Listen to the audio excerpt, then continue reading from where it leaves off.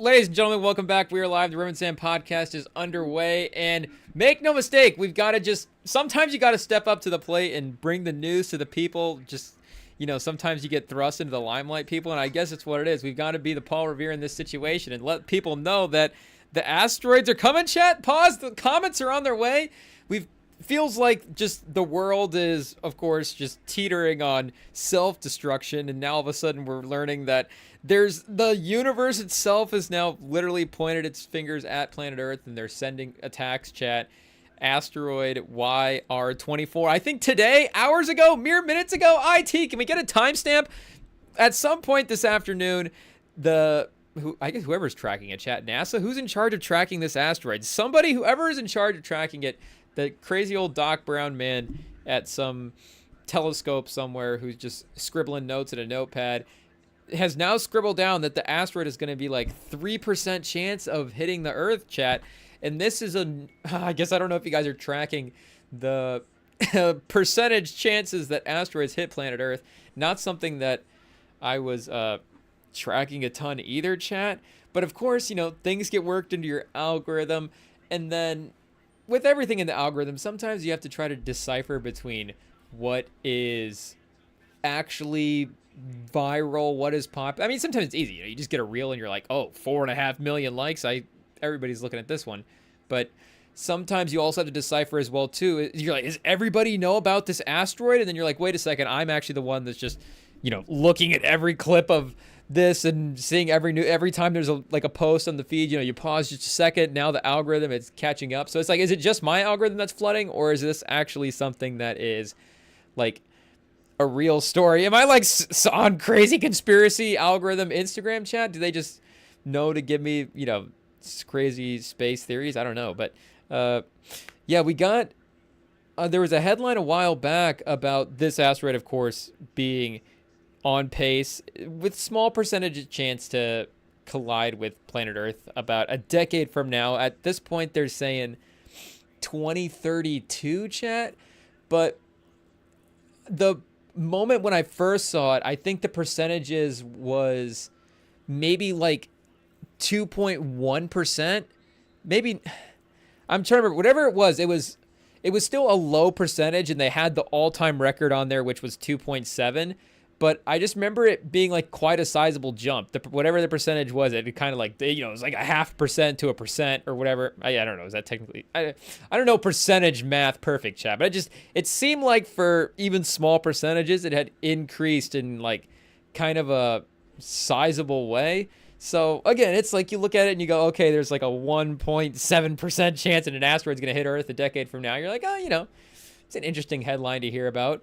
But then there was another one that was circulating in the algorithm for a while, and it was at like 2.1% recently. And I even brought it up to my brother the other day as well, too. And he's even more into like the actual space stuff and, the actual science behind it and how things are working. He knows the terms, chat. Light speed, I'm sure he could tell us some numbers.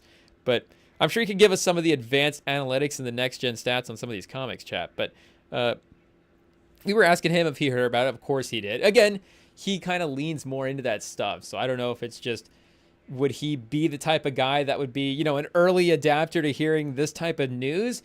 Or is this actually something now that is beginning to work its way? Are people hearing about it, chat? Because then again, today, the previous record was at 2.7% that an asteroid would collide with planet Earth at some point. And today they just upped the record to 3.1, chat. They just upped the 3.1% chance. And I guess it's only going to continue to climb. Who knows? Is there going to be a gust of wind out there that knocks it off? Don't kill us, space people. We know that there's not. Should we have said that this early in the stream? Don't tear us apart, space people. We know that there's no wind in space. But speaking of comets, we got a little unrivaled 3-on-3 in the background, chat. A little WNBA. The Roses versus the Vinyl. I got to say, two really solid names. I fully support the Vinyl. This is a tough matchup to decide who to root for here, chat, because like I said, I really support the Vinyl as a team name. It's a solid name. But Angel Reese, of course, is leading the Rose right now. Is it Rose Gold?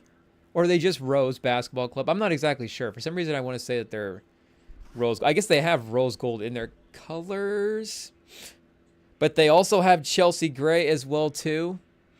And who's the third player, chat, in the corner? Can't quite tell. We'll get upgraded setups in the future. Don't worry.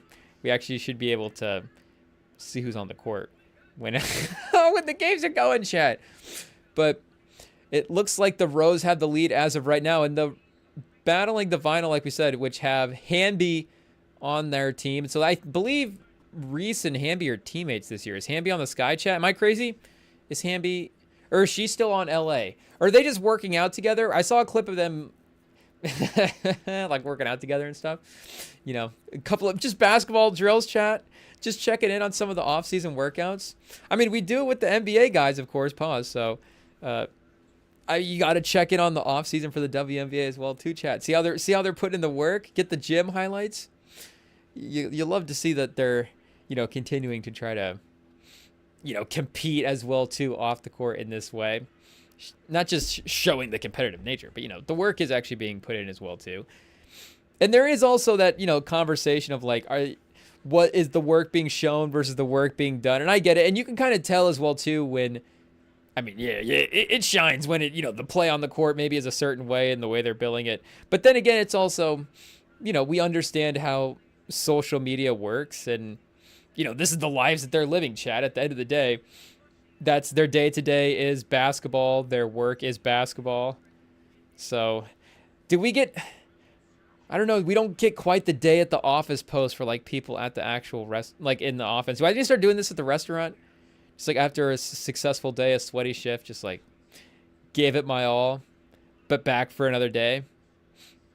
We'll see. We need to get ChatGPT to give us like, what would Shai Gilgeous-Alexander say at the caption and Instagram post after a shift at the restaurant? Should we actually pull that up, chat? I feel like this is a long walk to just get to like a mid ChatGPT answer, because now it's like, what is the ChatGPT paywall situation? I honestly haven't visited ChatGPT in a while, chat. AI, the takeover. Are we being a Luddite with it now? It is what it is, chat.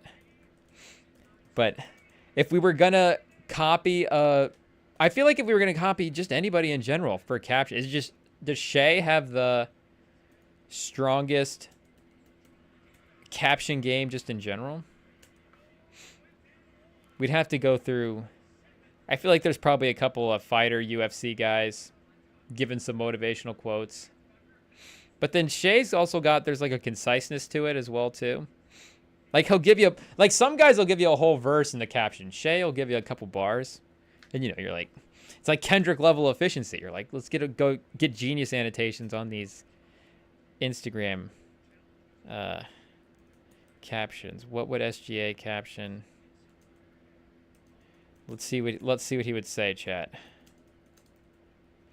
Potentially post shift working at a restaurant. Again, it could be any form of a non-cool job, chat, not in the NBA. But he would say, oh, chat, let's see. It says he would say, another day, another shift on the grind, serving up some shots on and off the court. Work and play hard, hashtag restaurant life. I don't know, chat. That seems just kind of like a basic post. That just seems like a basic basketball to restaurant correlation. And, you know, is that more bartender as well, too? We don't necessarily, you know, dip over into the bartender side of things, even though is that where the real money is at, chat? But serving up some shots on and off the court. I mean, there's no rhyme scheme here. You know, Shai would be pulling up with double entendres and all that stuff, chat. Trying to make bars. And they play time as well, too, I believe, for the Unrivaled. So they play, like, you know, actual games. Like, they're playing an actual league. I'm trying to remember, does the Big Three do times, or do they do... I think even they do points, which would be, you know, not saying that Unrivaled is not traditional 3-on-3 basketball. I'm just saying, like, you know, that seems to be the more common way to play the smaller versions of the game, is to play to, like, a target score. But do they play to, like, a target score of 60 instead? Or was it just the clock running down and the quarter went faster than I thought? Maybe it was that, chat. And we weren't paying attention. Because again, it's going to be hard to focus on anything right now with this just asteroid barreling down at our planet right now, chat. And this is a I feel like at least a little bit of a checkpoint anyways for world history, chat, because one of the other headlines that I did see that was interesting about it, and again, you look at the things and you go, okay, the percentage chances of it are still like super low, but as they continue to rise, like you start to look and go, okay, like what would need to be done to to actually deflect and defend a potential collision against an asteroid? I guess besides watching Armageddon and just going beat for beat, because unfortunately, you hate to say it, but Bruce Willis is probably no longer in asteroid deflecting mode, chat. Probably just not at that point in his career right now. Like, are we gonna pull the Biden on Bruce Willis and just run him out there and force him to try to just get this asteroid to just not hit planet Earth, chat? It wouldn't work. So we need to do a new version of the team anyways, and I'd have to go back and rewatch the movie. I've been talking with somebody at work about rewatching just about the movies that we've been rewatching and stuff, and we're gonna need to throw Armageddon on the list now because the comet, of course, is in the, or a comet versus an asteroid. What is the difference, chat? Is one just on fire and one's not? I'm not totally sure. They both got to be meteors in some way. It's all just meteors and space junk flying around out there, chat. I mean, are we more in danger of an asteroid impact or a space junk impact? Is that is that one way to look at it, chat? Start pointing fingers at the potential space trash that's out there. I mean, hey, the space trash activists, I'm sure they're doing good work. Space trash is becoming a big deal, and that's crazy. I mean, you still, like, there are quite a few rich people out there, chat, but to be like satellite level rich, like how many satellite, because it was like these billionaires are just chucking these satellites up there, and maybe they're just throwing them up there more often than they're just being posted on the news and stuff like that. I'm sure of that, but still, just the fact that we've even launched that much stuff into space is just shows you that we always manage to just somehow be wasteful with maybe it's just part of the human experience, chat. It just is what it is. There's just gonna be some leftovers hanging around. It just, maybe that's also the luxury of what we've been able to experience here in America as well too. But I'm just saying, like, for what you would think about what you would need to do in order to deflect an asteroid and to defend Earth and that type of thing, they were saying that the reports that we were reading were saying that they would need at least, and we're just going to use vague terms like they, and just refer to blank organizations and mysterious groups of people, chat, because make no mistake, it's all conspiracies in 2025. Everything is League of Shadows, Court of Owls at this point, and we don't know who the mysterious fingers are. So yeah, it's just all theys and thems, and clip that and I guess cancel us, but you get what we're saying there, chat. It's just all these vague groups of mysterious people controlling and putting out headlines and things like that. But the people that were saying that if we were going to need to plan this type of mission, that, again, this asteroid is, if it was going to make impact, is projected to make impact in like 2032. So we're looking at, less than a decade at this point, chat. And they were saying that they would need about a decade to plan that type of mission and to get the pieces together, build the equipment, I'm sure to do the testing, the research, and just get the pieces together. Their plan, we're saying, would be about a decade. And again, I don't know if this is a NASA responsibility or if they bring in, maybe this is, I'm sure some group will step up. Maybe they will private contract it out at some point. But who wants to get the private contract for deflecting the asteroid, chat? At least for, the USA's attempt, because that is the important part. Is what I remember seeing on the headline was that the US was not going to attempt to try to put together something like this, because again, like, the timeline for it seemed like it was going to be getting too close. But that, of course, shout out, do we say shout out, chat? But shout out China over there. They were putting together a team and putting together a mission and putting together at least the pieces. As like, what would we have to do? Like, we should at least have a plan, and we should at least have something in place in case this thing just does get to a point like where it actually becomes a real concern. And you think even, I don't know, chat, 20 years ago, 25 years ago, turn of the century, the 90s, chat, just the peak of the Americas. You think that there was a time in the Americas where we would have stepped up and at least been like, yeah, we'll go for it, right? We'll try it. We'll at least put the mission together. Like, we might not have the time, and the timeline looks sketchy and all that stuff, but you know what? If and have we stepped up for the sake of humanity? Sometimes, well, maybe it's been sketchy, chat. But just again, and for the sake of the asteroid, do we step up and go, hey, when we're needed, we try to at least do what we can, but to not. And again, I'm just spitballing from the stuff that I've seen on Instagram. To not even think like, hey, it's out of our realm of possibility, but there's another country out there as well too that's like, no, we got it. I think that shows you where we're at, chat. I think that shows you where we're at. I think if we were making a power rankings, I may have already been updated this way, but it's like the official moment now where we got to flip the power rankings, chat. We got to flip the power rankings until we get back in the mix with this asteroid. And I don't know if it's the drone shows as well too that we've been seeing on IG that would flip those power rankings as well.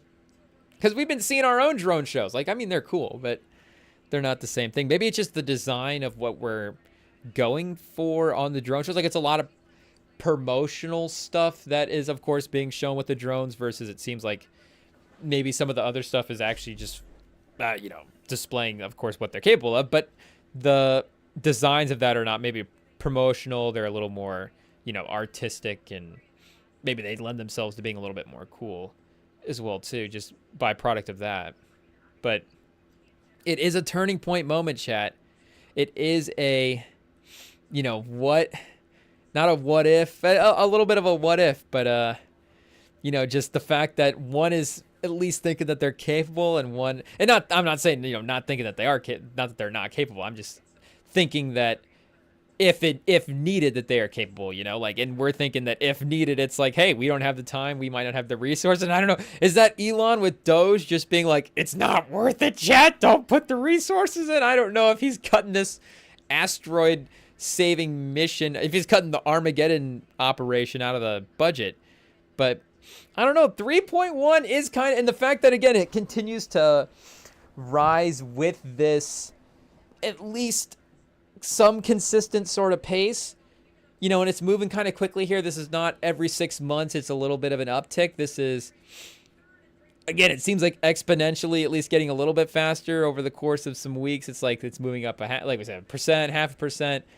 Continue. I think it was at, and it was like we were saying below the record. It was at like 2 point. That's what it was. It went from like what 1.7 to 2.1 to maybe 2.5, and now it's crossed up into the 3.1. So one of the things that I was thinking about with it when I first heard that was, because you get this with the weather sometimes as well too, where a couple of days out the percentage may seem a little bit lower, but then you look the next day and you're like, oh, wait a second, the percentage is even higher. Then you're like, the next night it's, oh, and now it's almost like lock it in, it's happening. So it's like, does the distance of it away, as like the closer it gets, you start looking, it's like just staring the baseball in the face as it just looks like you're like, that baseball looks like it's going to hit my face, and then pause, and then, all of a sudden, bam, you're just getting smacked with a baseball, chat. Like, is that what's just going to happen with the Astro? We're like, wait a second, 3.1. I'm looking like it's right on line, and then all of a sudden, bam, like it smacks right in. Like, I don't know if that's the pause. I don't know if that's the possibility at all, where as it gets, and that's, of course, if it was, again, going to be on pace, I'm sure the math people were like, you idiot, as it gets closer, the percentage would, increase in that way. Again, as a non-math guy, I don't know how that would all work, but I'm just saying, like, as it gets closer, I'm sure what I'm saying is like your ability to do the projections on it as well too, like increase, so as you gain the accuracy, and as it gets closer, you're like, wait a second, maybe the 3.1 wasn't correct. Maybe it gets, more in range, but maybe you just go, oh, maybe we're actually just, as we continue to dial it in, realizing this is becoming more and more disastrous, chat. But again, 3% is still like pretty low. If it was 3% rain, 3% snow, you'd be like, why are they even putting this on the radar? 3% is not even really worth mentioning. But it is with an asteroid, chat, with a potential collision like that. It does seem like that is in at least yellow territory. I don't know when the full like red territory is, where we actually have to step up and we go, okay, it doesn't even matter what the thing is, like this is the #1 priority. Like if it gets to 10%, even if it gets to 5, which we were looking, of course you can make money on it, chat.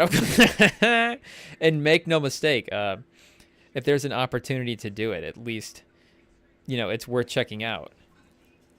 But they were betting odds for, will it not, will it hit Earth, but will did they want to have us put futures for markets 8 years out, chat? I don't know if that they're willing to get that risky, but they do have markets on will the chance odds continue to increase. So yeah, I guess it is NASA that is, of course, as you would assume, at least like we're saying, for the U.S. organization that is tracking this would be NASA. So would NASA increase this to a 5% chance of it hitting Earth? And right now the markets are saying, 75 to, I guess the math is not totally math in chat. I guess it's the sense, not necessarily the percentage chances, but you can see how much it's caught in some wind in the last couple of days, chat. I guess they're saying, 32% chance, yes, that NASA will potentially bump the odds up a little bit. But over the last 10 days or so, wasn't seeing much movement. And then, bam. I guess, what are they saying, 10 a.m. today? 2? Oh, it peaked at 2. What did it peak at? Let me see. Getting this accurate, chat? Why is this dot so hard to control? It peaked at 34% at 6.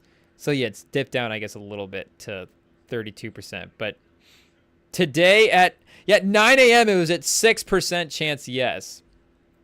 And then, we're going to be approaching the 12 hours later mark. It would have peaked almost 30% higher.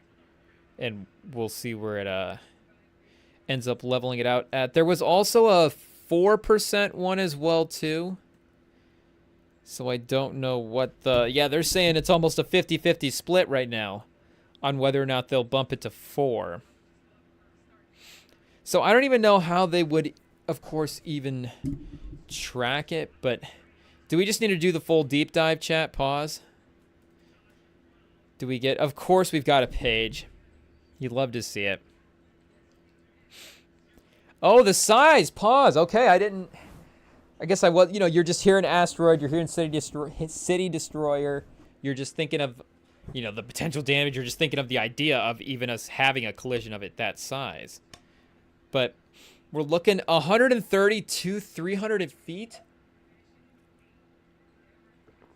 So as an asteroid, of course, it's not, we're not looking at like it's perfectly round, just barreling in toward Earth. Is the speed of an asteroid just smooth it out in space? I don't know if that's how it works, chat. But again, they're saying 130 to 300. So with the light years that it is out, I'm sure some of these measurements are going to be, kind of dramatic. Apollo type.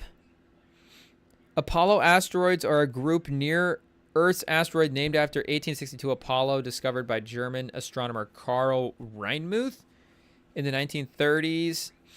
So they're just essentially asteroids that are close to, or classified as a Apollo type near Earth object. Today it was rated 3.1% chance of impacting Earth on December 22nd, 2032, chat. Merry Christmas. An asteroid impact. That would be a crazy way to spend Christmas Eve, but it looks like that's what the calendar is going to say. So NASA assigns a certain scale corresponding to the impact hazard, background level, blah, blah, blah, blah, blah. The discovery triggered the first step in planetary defense responses, prompting several major telescopes to gather data about the objects, leading to United Nations endorsed space agencies begin planning asteroid threat mitigations. So they discovered this in Chile, the wonderful country of Chile. Chat, shout out to our South American brethren and South American listeners. The Chilean fans of the REMINGTOM pod. Are we going to be doing a Chilean live show soon over at the discovery site of the YR4 asteroid? Chat, stay locked in, subscribe, who knows. But the asteroid made an approach of 2.156 lunar distances on Christmas, 2 days before its discovery, and now it's moving away. Its next close approach is expected to be around December 17th, 2028. Oh, okay, so we get an orbit section down here. So yeah, it's in some kind of orbit, chat. So I guess, and they say that this is the way, I mean, this is us literally just probably catching up on, some of these basic space, refreshing our knowledge on some of these basic space principles. But don't they say this with Earth as well too, where like these planets are slowly like moving away from the sun, or like the universe, of course, itself is expanding. So, is the universe just growing at the edges, but they say it's expanding. So, is it the whole thing kind of being, not slowly pulled apart, but we're not I guess just in terms of the scale of what everything is, chat, it is, of course, slowly being, I guess, if we're saying that right, I guess. But if the asteroid is in orbit, that means that, so again, we were kind of picturing this as, it's just straight line, like barreling toward Earth, and they're looking at it like, oh, the line that it's projecting, maybe not, again, straight line, like, is there a little curve to that line, chat? I don't know. We don't mind a little curvy asteroid. I'm not sure, if it needs to be like as the bird flies, but it's in orbit. So as it's moving, but on that rotational orbital pattern, it'll like collide with Earth in that orbit. Okay. And one of the things, of course, our brother was saying about, there's all kinds of things that could impact it. Even if it was, say, at one point even like directly in line toward Earth, like there is always, of course, the possibility that it could just collide with like another asteroid at some point and just get knocked off course, and things like that. But again, as it just continues to like whip around space, at some point it'll just whip around and hit Earth, I guess. So it didn't just start on one side of space, I guess, just get launched from one side of space into the other. It is not like an attack, chat. Because that's one of the other things I was thinking. Are we sure this is not an attack? An invasion? Maybe it's like some kind of ship? I mean, that's full on, conspiracy theory. I'm trying to remember, did we have a tinfoil hat on when we were thinking those thoughts? We probably did. But it just fits so comfortably at this point that, sometimes do you just forget that you have it on? Like, wait a second, I forgot that I was in tinfoil hat mode. But, you're like, are we getting launched at, chat? Is this the first? I mean, they're, the alien invasions are gonna get all declassified here soon, I guess, and who knows what the drones have been. They say that they're authorized, but there could be just saying that to hide the fact that they don't quite have all the pieces for what this extraterrestrial encounter is yet. But again, it does seem like if they've got it locked in on an orbit like that, it seems like they know what they're talking about, chat. It seems like sources can confirm YR4, not aliens. So we can get that one, I guess, off the board. But so it'll have its moments where it's far away and have its moments where it's getting close, and it'll just be like passing by.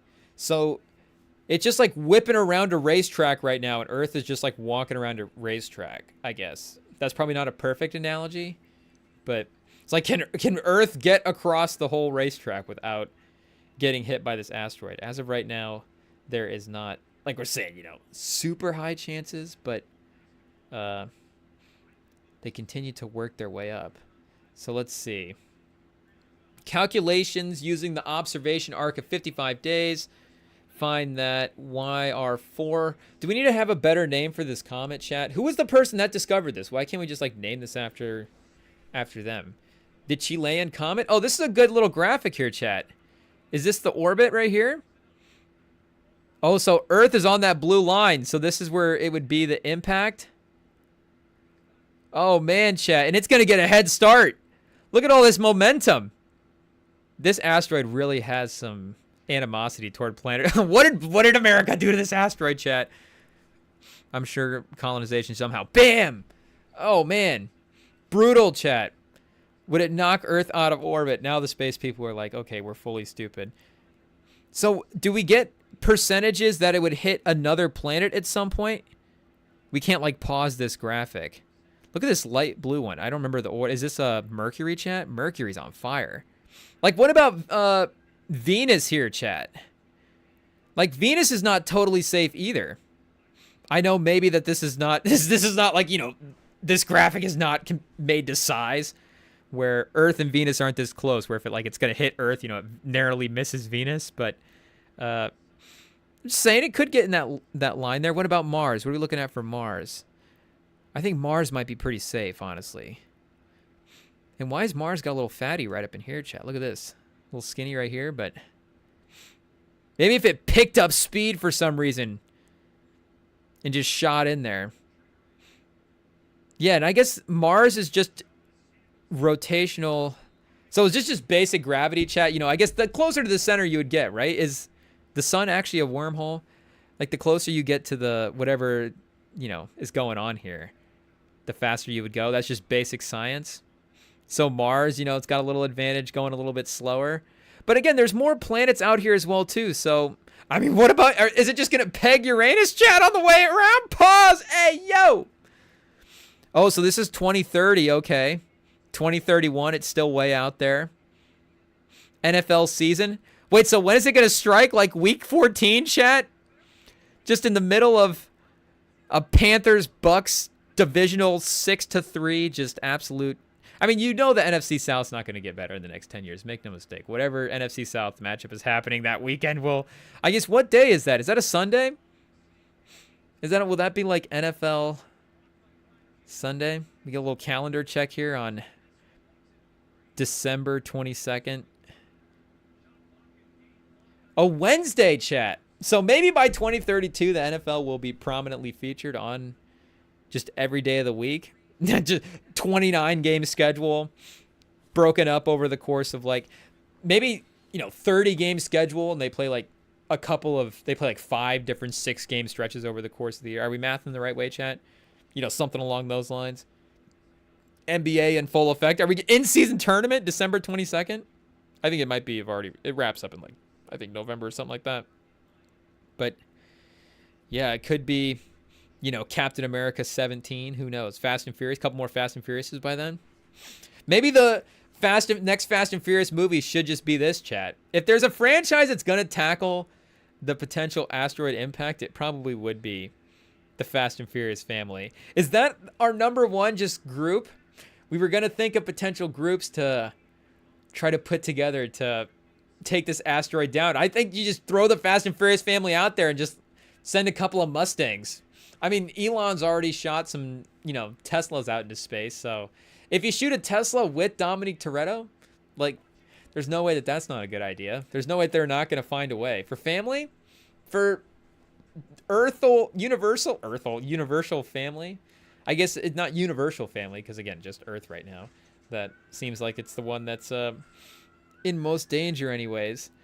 So number one right now on our asteroid big board. Shout out the old Fast and Furious family. Dominic Toretto. I guess, is there any way, if it's a hypothetical situation, can we get, like, the Fast 5 version of the crew? Or maybe Fast 6, Fast 7. Do you ever get the perfect intersection of, like, I'm trying to remember, like, Jason Statham and Paul Walker and all these guys? Because, of course, in 7, Paul Walker and Dominic Toretto, you know, have that absolutely, you know, iconic, gut-wrenching, happy, all the emotions. They just have that, you know, amazing moment pause at the end of the movie where they separate off. But I'm trying to remember, is that the very end, or is there just, do they slip in another barbecue scene, chat, after the drive away by Paul Walker? And then is it like, does Jason Statham and Paul Walker ever at the barbecue together? I guess is the question. So whatever the peak version of the family we could send would be that version. I haven't checked out the... Ooh, I'm a bad fan, chat. I haven't checked out the newest couple of movies yet. Yikes. But we're not prioritizing other new movies over it. So it hasn't lost its status anyways in the new movie hierarchy. It's just where we've been at with, newer movies as of late. And where newer movies have been with, I think, everybody as of late. Except for, Wicked and Barbie. A couple of good kids movies. Always the kids movies, except it used to be just one franchise. It used to be Marvel. Now it's not condensed into one thing. We're getting Barbie and Wicked and these other franchises. But still kids movies that are leading the day, chat. A smaller possibility of impacting the moon about an hour later, around 5:19. So obviously, I guess it wouldn't bounce off Earth and then hit the moon. I'm assuming it wouldn't plow all the way through Earth. I'm assuming that, the mass of Earth would just be able to stop it at some point. But it would burn up in the fire in the middle, chat, right? That's what would happen. But if it missed Earth somehow, just bounced off the atmosphere, knocked it right into the moon. What if it traded places? I don't know. Does Newton's law have where the pendulum theory? Could it knock the moon out into the orbital pattern of the asteroid, and then the asteroid takes the place of the moon? And then we'd have to go plant a new flag. What happens? The American flag is now floating in this new... And then again, turning point, chat, 2032. A new country gets up to the new asteroid moon and plants a new flag. I guess, are there other flags up there right now? There probably are. But not that are taught in our history classes anyways. The nominal closest approach to Earth is on the 22nd, like we were saying. Blah, blah, blah, blah. Is a 6 nominal due to the size and greater than 1% impact probability. It is rated a Torino scale level 3. Torino scale is a method for categorizing impact hazard associated with near Earth objects. Okay, so yeah, asteroids, comets, all that stuff. I guess basically those two things, chat. But yeah, I guess it's just gonna give us a bunch of numbers. Impact effect. And this was something else that I was wondering about too, because again, you think it's going to impact Earth. Well, it's well, we are in danger, but then you put your thinking caps on for a second, chat. We can do a little bit of glass half full looking at this sort of situation. The Earth is what, 2/3 water? So there is a greater chance that it would impact, a non-civilized area, that area being the ocean, versus the fact that it would actually hit land. And then you would even have to think too, how much of land is, civilized, and are there desert areas? If it was going to go up into Alaska or Siberia or down into Antarctica, or is there somewhere in the, what's the most desolate area in the middle of Australia, chat? I don't know how, uncivilized, not uncivilized, but you get how few people are living out there, and how just desperate these areas are. But just the impact of it hitting Earth versus the impact of... You say 3.1% chance of it hitting Earth, but does then that even lower to again, still a little bit of a percentage, but are we looking at a 2.8% chance of it impacting society, or a 2.8%, a 2.4% chance of it impacting where people live or things like that? You never know, Chad. But the risk corridor... Possible impact locations run from the eastern equatorial Pacific Ocean to northern South America. The equatorial Atlantic Ocean, Nigeria, Central Africa, the Northeast Africa, and the southwest corner of the Arabian Peninsula, and the northwestern Indian Ocean, India, and the ends of Bangladesh. So it's going right for the middle of the Earth, chat. It's an accurate asteroid. It really is going for the target. I don't know. Is there a bullseye somewhere here in the middle that we don't know about? But it does seem like it knows what the... Oh, chat. What are we saying here? The asteroid would release energy equivalent to 7.8 megatons of TNT if it were to impact the Earth, as if predicted. Equivalent to about 367 Fat Mans, which would be the nukes, of course, that we used back in the day, chat. And a half of Grapple Y. What is this, an improved weapon? A set of 4 British nuclear weapons. 51% of Castle Bravo was the first series of high-yield thermal nuclear weapons. And 15.4% of Tsar-Bomba is a thermonuclear aerial bomb. The most powerful nuclear weapon ever created and tested. Soviet physicist, shout out, oversaw the project while the main work was blah, blah, blah, blah. Yikes, chat. It would be like dropping almost 400 nukes on a city. That is pretty nuts. I'm not going to lie. Hot take, that's pretty devastating. You definitely would want to evacuate the area.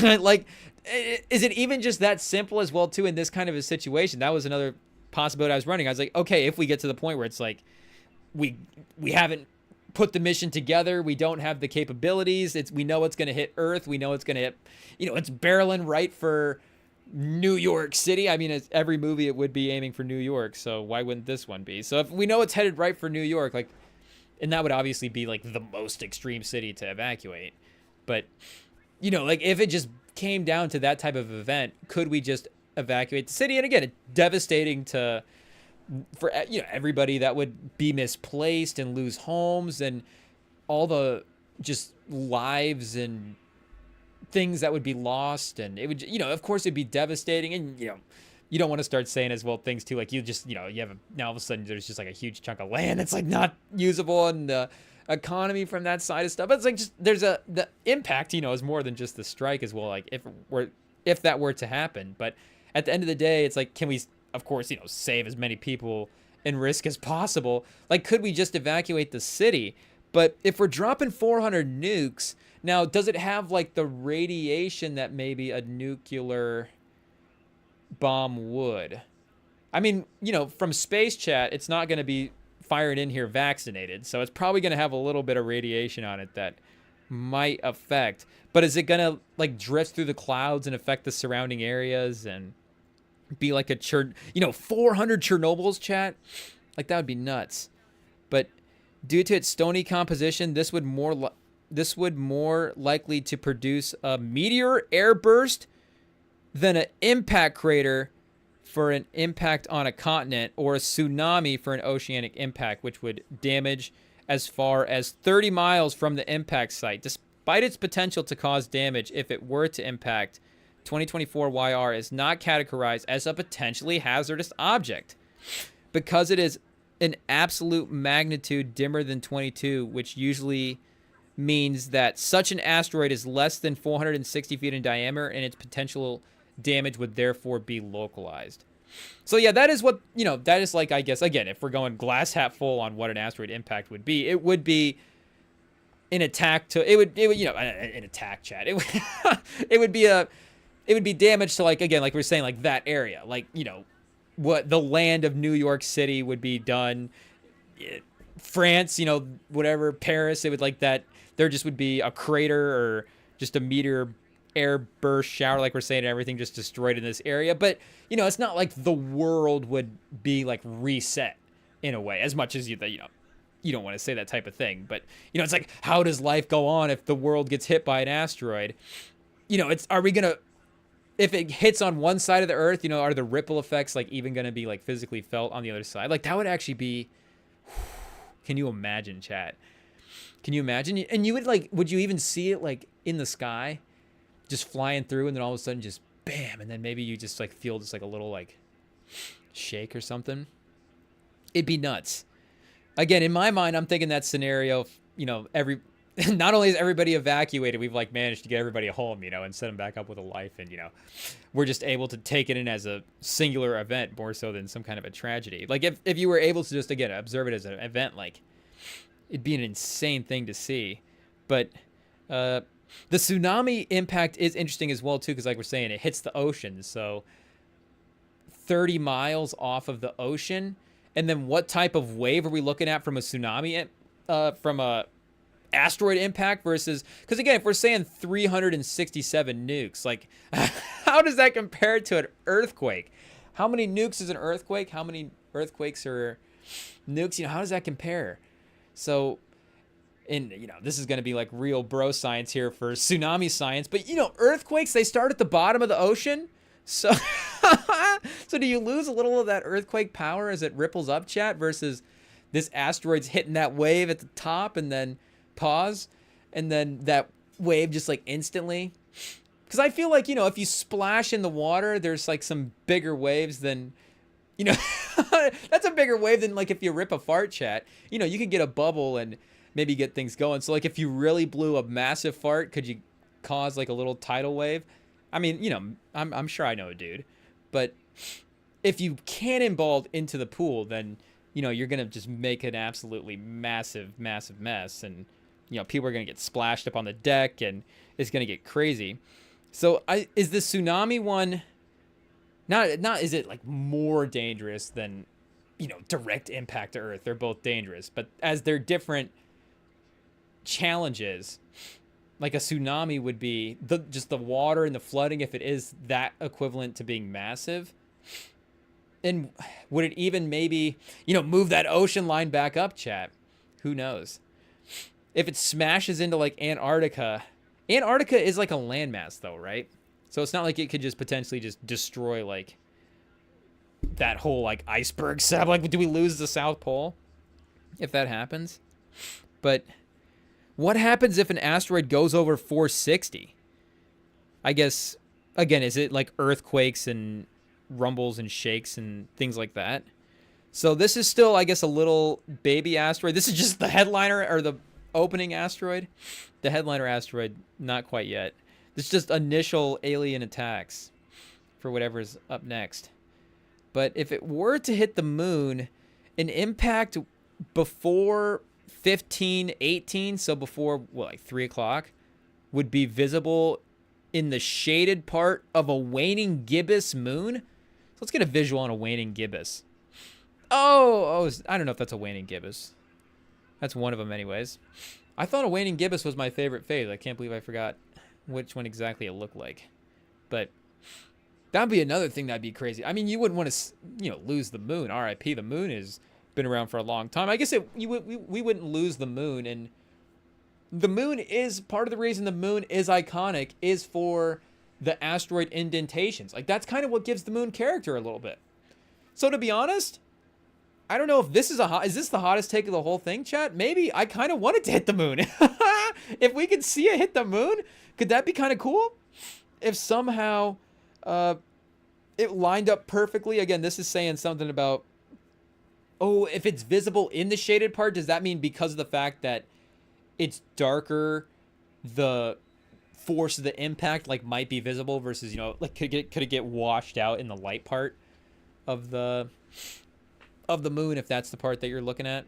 But if you were able to see it actually just make impact, and again, the moon would be the most, safe version for people on Earth possible. So I don't know, is there any way to cancel us for saying we want the asteroid to hit the moon? Like, if it was obviously like harmful to degrade the bigger picture, we obviously wouldn't want that to happen. But since I'm just looking at the moon and going, okay, it's been hit a couple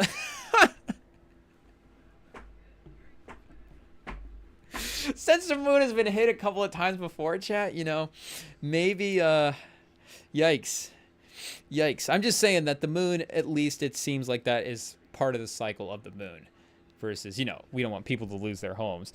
And we're not even planning on setting up the moon. We're going for Mars next. So, Mars, again, if it hits Mars at this point, like, it wouldn't throw off our plans probably for settling Mars. If anything, would it open up a door for us to get in? Can we follow the asteroid in, cut through the atmosphere? But I don't know why we would even need to do that, chat. But there you go, NASA. There's at least an idea for you if you need to throw it out there. But since I feel like it could be pretty safe for it to hit the moon, that'd be cool to look at anyways. The potential impact zones extends from the south of the Mayer Chasm, a solidified lava plain, to Tycho, an ancient crater, all located on the visible side of the moon. So yeah, see, that's what I'm saying. Some of these craters on the moon are iconic. Look at this. I mean, we've literally all seen this. This is the most iconic. This is the moon's birthmark. This is what makes the moon the moon. This is the butthole of the moon right here, chat. This is what makes it a moon. Everybody knows the Mayor Chrysium, the Sea of Crises. Yeah, chat. Anytime this gets popped out, it is definitely a Sea of Crises. But was formed by flooding of basaltic lava that was filled in an ancient asteroidic impact. Yeah, so it was literally the same event that we're looking at. Does it say how big the asteroid was that caused this? Would they even know? Is it still there? It is 345 miles in diameter. The area is 360, or sorry, just 68,000 square miles with a ring of wrinkle ridges. And it's not like the cartoon character falling into the floor from, you know, super high up where they just go perfect outline into the concrete, you know. I think the area of impact is probably a little bigger than the asteroid. So we know, again, I guess we're saying that this chrism is, I guess it's just registered as well too, that it was miles as well, which is, you know, now we're looking way bigger than feet. So I don't know, would an asteroid of 300 feet potentially cause damage of 345 miles? I don't know what the equivalency there is of, again, the damage area to the asteroid size. And if they're able to kind of line that stuff up. Swift? Even in an asteroid conversation, chat, we can't get away from Taylor Swift. She will be popping up everywhere. A small lunar impact? Not on planet Earth, chat. Taylor Swift, massive, massive impact. But a massive concentration or gravitational high was identified at the center. Oh, these are all just going to be facts. Okay, now we're just nerding out about moon holes. Pause! But it doesn't, I guess that would be it. It would just literally just hit the moon, and then notes that an explosion on the moon would be very obvious to any spacecraft observing from lunar orbit, but may not be visible to an unaided eye from Earth due to moon's brightness. Okay, yeah, so like we were saying, I guess it could get washed out. Oh, so that is a bummer. So if I guess if the moon's not going to get hit for our own entertainment, chat, then maybe we don't want it to get hit by an asteroid at all. Then it's just meaningless damage, you know, done by an asteroid and done by done by the comets to the moon. It would not be good. But if at least could be like a TV special, can you imagine the TV special around RY4 2024 trying to impact the moon? Again, in this situation, we've go, okay, it's cleared Earth. We know it's not going to hit Earth, but it's looking like it's going to hit the moon. I mean, that's a full special. I mean, make no mistake, the REMINGTOM Pod 2032, lock it in. Like, we would be doing the would this impact the moon schedule, the moon special. It just would be what it would. It just is what it is. It would be what it would. A little future is what it is. But we'd be definitely getting the Netflix setup. I don't know who you would be having host that. But apparently you would need to see some kind of, I don't know if they're saying telescope, or is this like a solar eclipse situation where you need sunglasses? Everybody's outside with glasses in the middle of the workday just looking at this asteroid laying out the moon. However, other astronomers believe the impact, could be visible from Earth. Gareth Collins suggested that impact of flash vaporized rock could be visible from Earth even in the daytime, while Daniel Bamberger of North Holt Branch Observatories in London stated that the impact could be brighter than the full moon, making it very, very clearly visible to the naked eye. So I guess a controversial opinion right now amongst astronomers is whether or not this impact would be visible, but I honestly want to lean toward it would be. I kind of agree with these guys. If it's gonna, maybe the full trail of the comet and then it, you know, landing, like, would you be able to track it into impact? I don't know about that, but the moment it struck, I feel like it definitely would spark up some stuff, and that scale of that, I feel like you definitely would be able to see from Earth. I could definitely get behind that. Absolutely, chat. Is there any... Ooh, I wanted to go and look at the Because, I mean, this was an interesting phrase, chat. What did they say here? It unlocked the first, are we still on this asteroid? Some sort of asteroid defense system? Where was that at? Yeah, first step in planetary defense responses. Asteroid impact avoidance. So is this a... Because, again, I don't know what all countries are in the UN, so I don't know if the countries that are saying that they're going to do this on their own or would be a part of a greater effort to pull this off. But is the U.S. not... I guess, I don't even know. Are we still in the UN, chat? What are we a part of? What is the UN? Are we still a country? Are we... Have we just... The government just been totally dismantled at this point and they just everybody go home, go do your own thing? I'm not totally sure what is happening. Oh, Don't Look Up. The popularity of the 2021 movie Don't Look Up helped raise awareness of the possibility of these near-Earth objects. Maybe they were talking more about, you know, space trash and stuff like that, but maybe not. And that movie is solid, too. Shout out to Adam McKay, DiCaprio, Jennifer Lawrence. A little Chalamet appearance in that one. Solid movie. I haven't revisited that one in a while because, you know, I'm trying to have some integrity and not watch the same movie too much in a row. Like, I feel like I could have really have junked this one a ton. But it's, honestly, time for a rewatch, chat. Time to fire this one up. So, we do a little Armageddon Don't Look Up combination. Do we need to make a little, like, playlist of movies for potential space comet invasions, chat? Potential Earth... What do they call this? NEOs? Near-Earth Object Events? Yeah, what do we do, chat? I guess we do have another incident here that could be similar.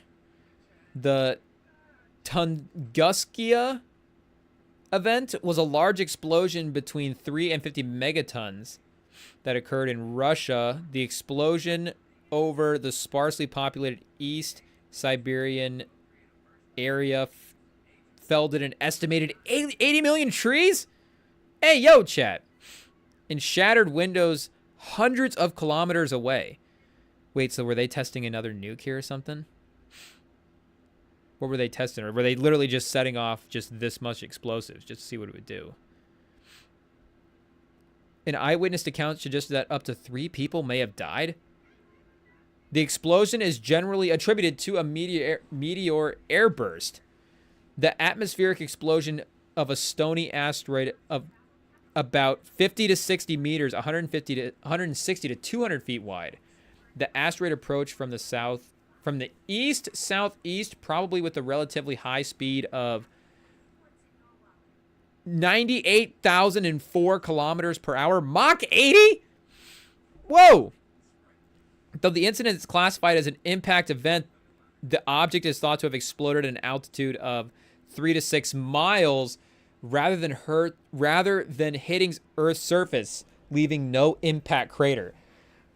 I gotta be honest, chat, that makes it sound the most like an alien invasion of anything. I don't know if that's just kind of basic explosion science, but I know they say that that's how it works with nukes and stuff, right? Is they don't explode when they hit the ground.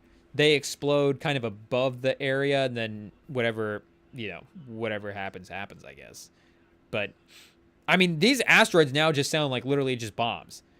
And the aliens kind of have to die. They're just working with that space math with light years, and, you know, miles and feet are, like, too small for them to dial in. It's like microscopic measurements. They're like, we have to be within 6 miles. You know, we only have a 12-mile variance to get this off. That's like, you know, quarters of an inch for them. But 3 to 6 miles, that seems like a kind of long-range attack. Let's launch this over the area and see what happens. And again, fortunately, you know, it was in an area where, and not fortunately that, you know, it attacked where it did, just saying that maybe fortunately this would be an area where people weren't directly super populated anyways. 3 people did, I guess it did say people died, so it is a general unfortunate all the way around. Scratch any fortunate things that I might have said from the record, because I was only saying that to imply that people lived, and that is not the case. But This one was a little bit smaller as well, too, they're saying, because the other one was, I guess, potentially up to 300 feet. This one was potentially up to 200 feet. Achieved Mach 80. This is the largest impact event on Earth in recorded history, though much larger events occurred in prehistoric times. An explosion of this magnitude would have been capable of destroying a large metropolitan area. The event has been depicted in numerous works of fiction. The equivalent Torino scale rating for the impactor is 8. A certain collision with local destruction. So what was the other one, chat? I don't remember if it exactly had a number on that. What were the works of fiction? Maybe international films. Who knows? Eyewitness reports. At breakfast time, so this is an eyewitness from a Russian miner, 1930, chat. At breakfast time, I was sitting by the house at Vanavera Trading Post, approximately 40 miles south of the explosion, facing north. Suddenly, I saw directly to the north, over Oncool's Tunguska Road, the sky split in two and fire appeared high and wide over the forest. As Semenov? Whoa, Semenov? Yikes. As Semenov showed 50 degrees up, expedition note, the split in the sky grew larger and larger. The entire northern side was covered with fire. At that moment, I became so hot that I couldn't bear it, as if my shirt was on fire.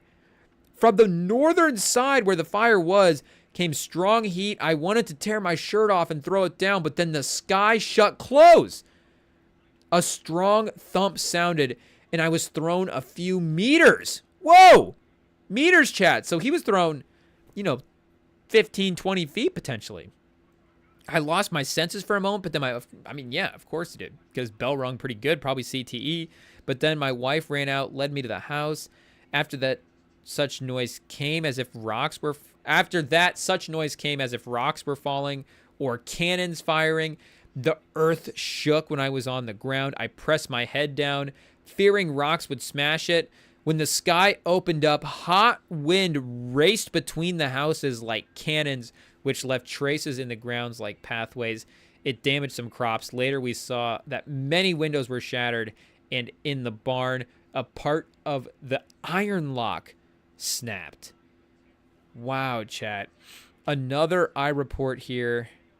Oh, okay, we got a couple of pretty lengthy ones.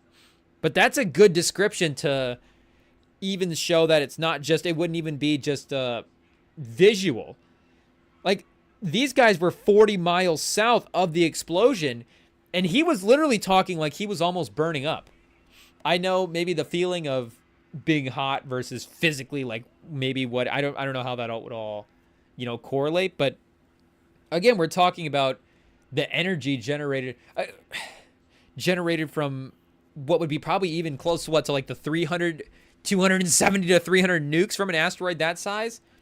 So, I mean, you're feeling the heat and the power of all that, even 40 miles away, to the point where you're going to almost burn up and then be thrown 10 feet in the air, chat, is crazy.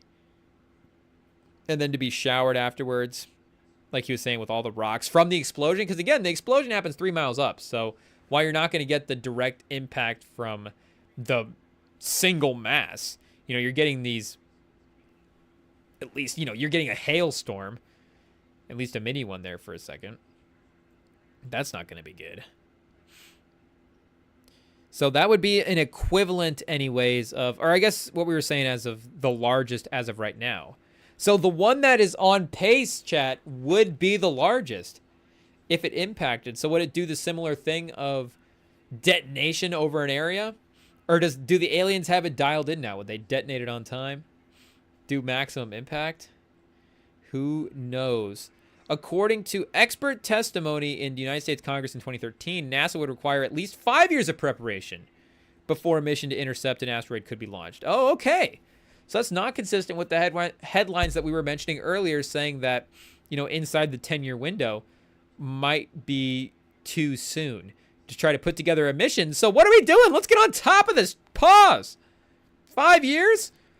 Chat, is there somebody in the chat that wants to lead the mission to deflect the efforts, to deflect the asteroid? Because it doesn't seem like we're going to be tackling it from the higher ups anyways. So I guess I just need to maybe see if I read the reports wrong. Very possible, probably the most likely answer. But in June 2018, the U.S. National Science and Technology Council warned that the United States was unprepared for an asteroid impact event, and developed and released the National Near-Earth Objects Preparedness Strategy Action and Plan to better prepare it. So maybe that has something to do with why Adam McKay ended up making that his next movie as well too, because you think 2018, that movie probably started, at least Adam McKay would have at least started writing it by then, right? For it to be released in 2021. I don't know what his process was for that movie. I don't think that was like a 10-year lifelong project type movie, but this could have been, maybe he was a part of the efforts to, and I guess the movie was to raise awareness for that. So he's doing his part anyways.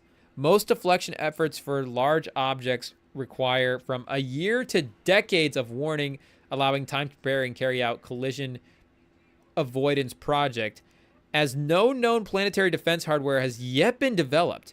It is estimated that velocity change of just 0.035 meters per second divided by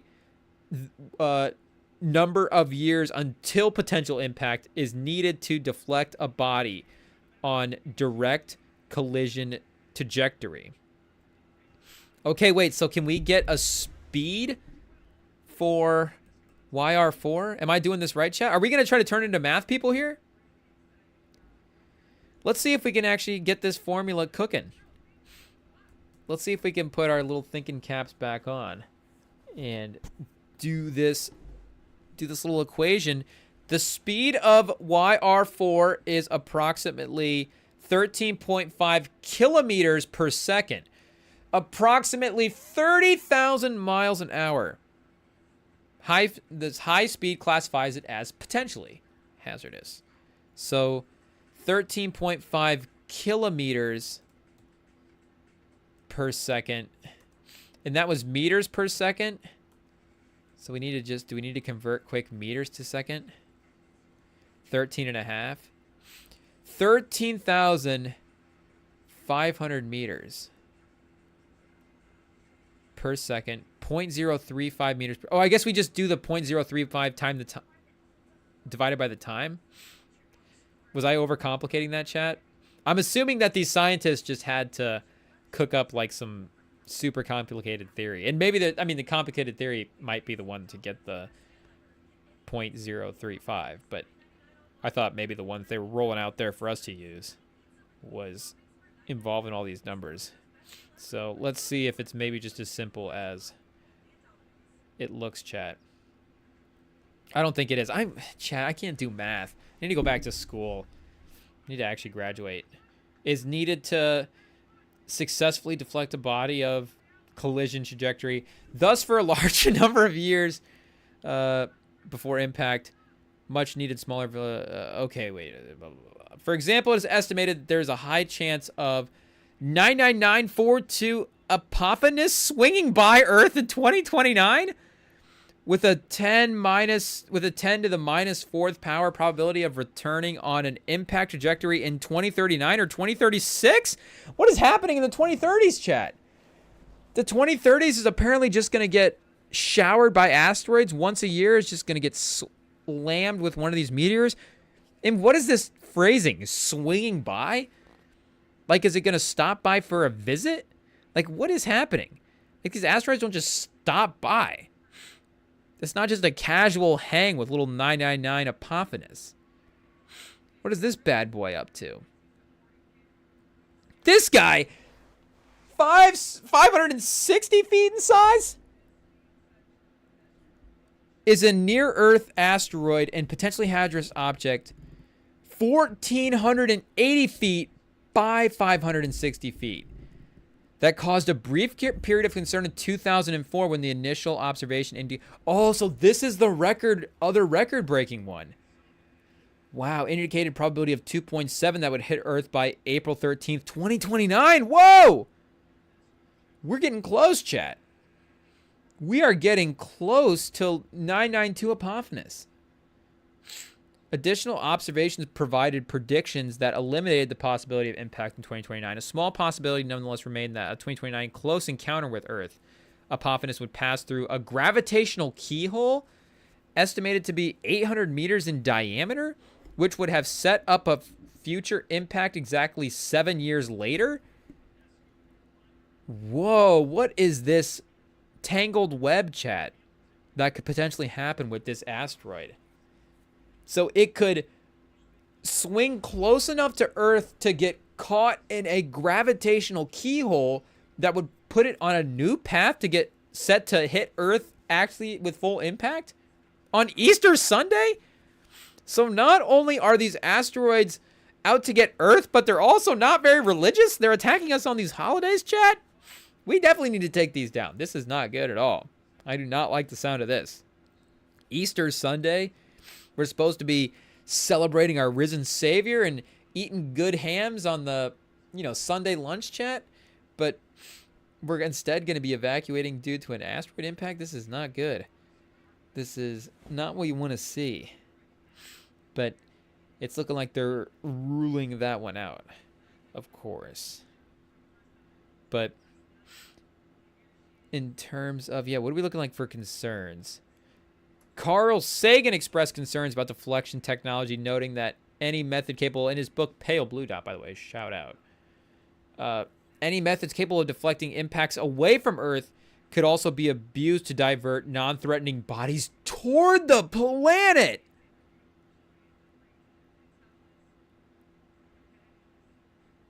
Whoa! Whoa! That never even crossed my mind as a possibility. Can you imagine if that is what we are working toward for weaponry? The ability to literally lasso an asteroid and then just whip it into Earth? Oh man, chat, if the future couldn't get scarier, I mean, that is crazy. Imagine thinking up that possibility. Carl Sagan is on some dark hallucinogenics when he was thinking this stuff up. That is crazy. Imagine the world leader. We're always talking about, the world leader that gets backed into a corner and fires the nuke is something that we never hope happens. But the world leader that gets backed into a corner and is like, send the asteroid. I mean, whew. I don't know if Ben Affleck would be able to stop that one, chat. He judged the Earth at greater risk from a man-made impact than a natural one. Ooh, what are the odds of that? I'm sure Polymarket's got some odds, chat. His concerns in that regard continue. Analysis of uncertainty involved in nuclear deflection show that the ability to protect the planet does not imply the ability to target the planet. A nuclear explosion that changes the asteroid's velocity by 10 meters per second, plus or minus 20%, would be adequate to push it out of Earth's impacting orbit. However, the uncertainty of the velocity change was more than a few percent. There would be no chance of directing the asteroid to a particular target. So I guess, what they're saying there, of course, would be that instead of having a whole new system set up for taking down asteroids, could we just fire something at it that knocks it off course and just, again, keeps it going, but just barely gets it going in a different direction, and maybe it doesn't hit Earth. But apparently they don't know if a nuke's not powerful enough or not. But I gotta be honest, I kind of thought that nukes weren't our most powerful weapons anymore. They talk about hypersonic weapons and all this stuff, and I know some of it is in different applications and the way the weapons are used, but I thought nukes were still maybe like, top 2, top 3, but maybe is there like maybe like a 1 or 2 that are actually, and is it the nukes and the do we kind of like have that down a little bit to where maybe we're a little better at making those right now, and the sort of the impact, just the destruction level, and maybe the manufacturing ability of them are lined up for it to be the most like dangerous of them. But then the single one-on-one weapons, I think there might be a couple of them that are actually like more powerful. And Oppenheimer, he was talking about the fact, just the ability to make weapons that are more powerful in general anyways. But Additionally, there are legal concerns regarding the launch of nuclear technology into space. The United people are going to be claiming the space territory. Don't bomb our portion of the space. If the asteroid crosses into our portion of the space, no nuclear attacks. But the United Nations adopted a resolution that provides strict rules regarding sending nuclear technology into space, including preventing the contamination of space as well as protecting all citizens of Earth from potential fallout. But what about the Superman movie in 2013, chat? Didn't they nuke Doomsday? Or General Zod? No, was it Justice League? Batman versus Superman. That's what it was. I can't believe I forgot. I'll sneaky defend Batman versus Superman. I will go back and rewatch that movie, chat. I don't know why I was hesitant to rewatch Don't Look Up and not hesitant to rewatch Batman versus Superman. But sometimes that's just what it is. Batman, you know, still iconic at the end of the day, even if it's not at the standard of, you know, the Batman standard of what you want it to be, chat. But as of 2022, the UN is still considering the safety and legal issues of launching nuclear-powered items into space. I'm pretty sure as of 2025, they're probably still considering that one as well. They'll probably still be considering that one up until 2032 would be my guess. But particularly given the expanding field of space travel for more private organizations taking part in modern space race. That's literally what it is, chat. The commercialization of space. They're like, we don't want to hit any of our stuff. One of our space hotels going to get hit by this nuke. Man, so can we start populating space until 2032? Is this asteroid going to get in the way? The UN Committee on Peaceful Uses of Outer Space recently emphasized the point of previous resolutions, saying that the responsibility of its member states to ensure the safety of everyone regarding nuclear power in space. The Committee on Peaceful Uses of Outer Space? Chat. Get Doge in the UN? Yikes! Now, I'm sure they're doing good work over there in the peaceful uses of outer space, chat. Nuclear reactor pummeled laser is a laser pump, or nuclear pumped laser. Whoa, chat. I'm stealing that as a nickname. The nuclear pumped laser. A laser pumped with energy fission fragments. The lasing medium is enclosed. Oh, so this is just a concept. Okay, I was going to say, I haven't seen a satellite that big floating around out in space. But if you guys are watching the video or on Spotify, YouTube, you can see the picture here of what they're thinking for, I guess, this Death Star looking handle thing that would just fire out. Firing on a target, causing momentum change with target while with the proposed space station Freedom, predecessor to the ISS, in the background. So this other object here in the picture. Yeah, I mean, this could obviously get used for some really sketchy things. Just having a giant chat. I almost said space laser, but I did not do it. But just having a giant space laser in space could be sketchy. That could be sketchy. But again, we're saying a hypothetical space laser, not space lasers like we've heard them before in the culture. I'm just using that as a different term. Space lasers. They can get you thinking of something else, chat. But not in this case. We're literally thinking of just deflecting an asteroid. Even though, what were they saying about when they were talking about space lasers back in the, a couple years ago, chat? I forget the context. Obviously, the phrase is the one that made the rounds. But it doesn't look like we actually have currently any weapons or anything in space to defend us from asteroids. So in some ways, good. Again, do we want weapons literally pointed at us from space? Probably not. Is it where the future is going? Probably.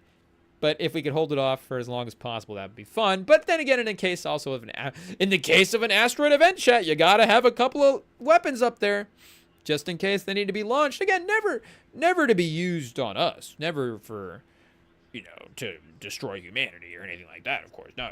We would never do that. Only for asteroidal use would be the reasons for them. But I'd be a little nervous if we had a few, weapons and lasers and stuff pointed out there. So, yikes, chat. Lot going on with the asteroid, with our guy YR4.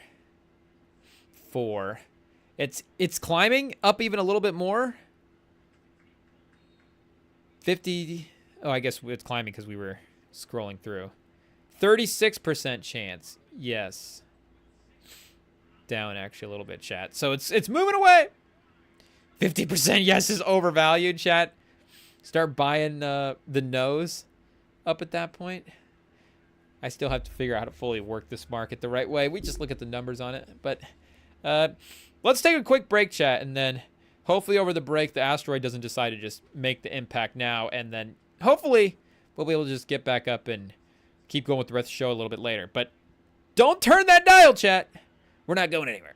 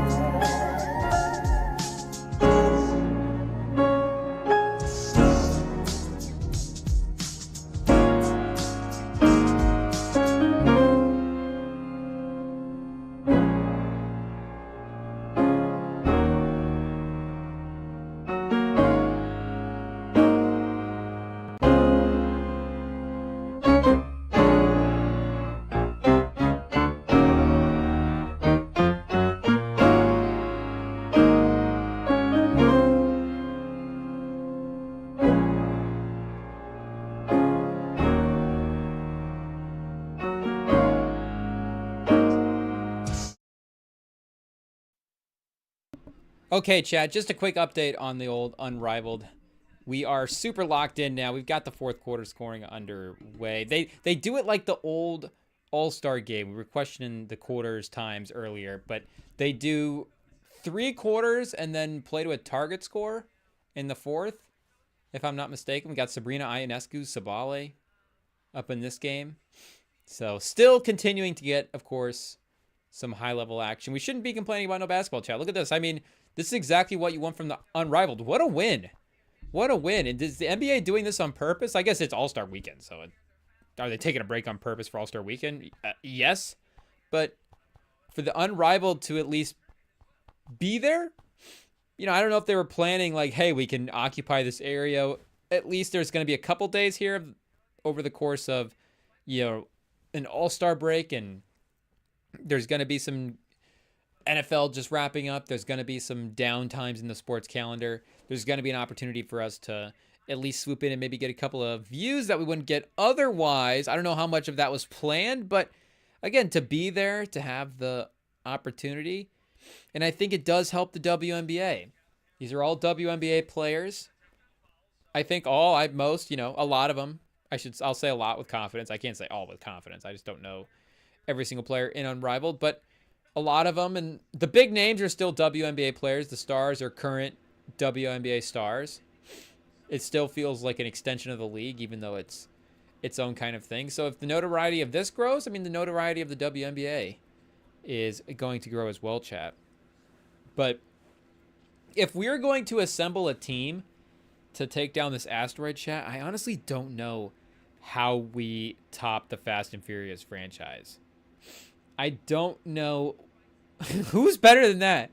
I don't know if we can assemble an individual team, or even if there is another franchise out there that would be equivalent to what the Fast and Furious franchise would be able to do as well. Because, I mean, you think like Marvel to go out there and stomp the asteroid, like, you know, it's just too on the nose. Are there other, like what's the most powerful franchise out there? Like, yeah, okay, that's cool.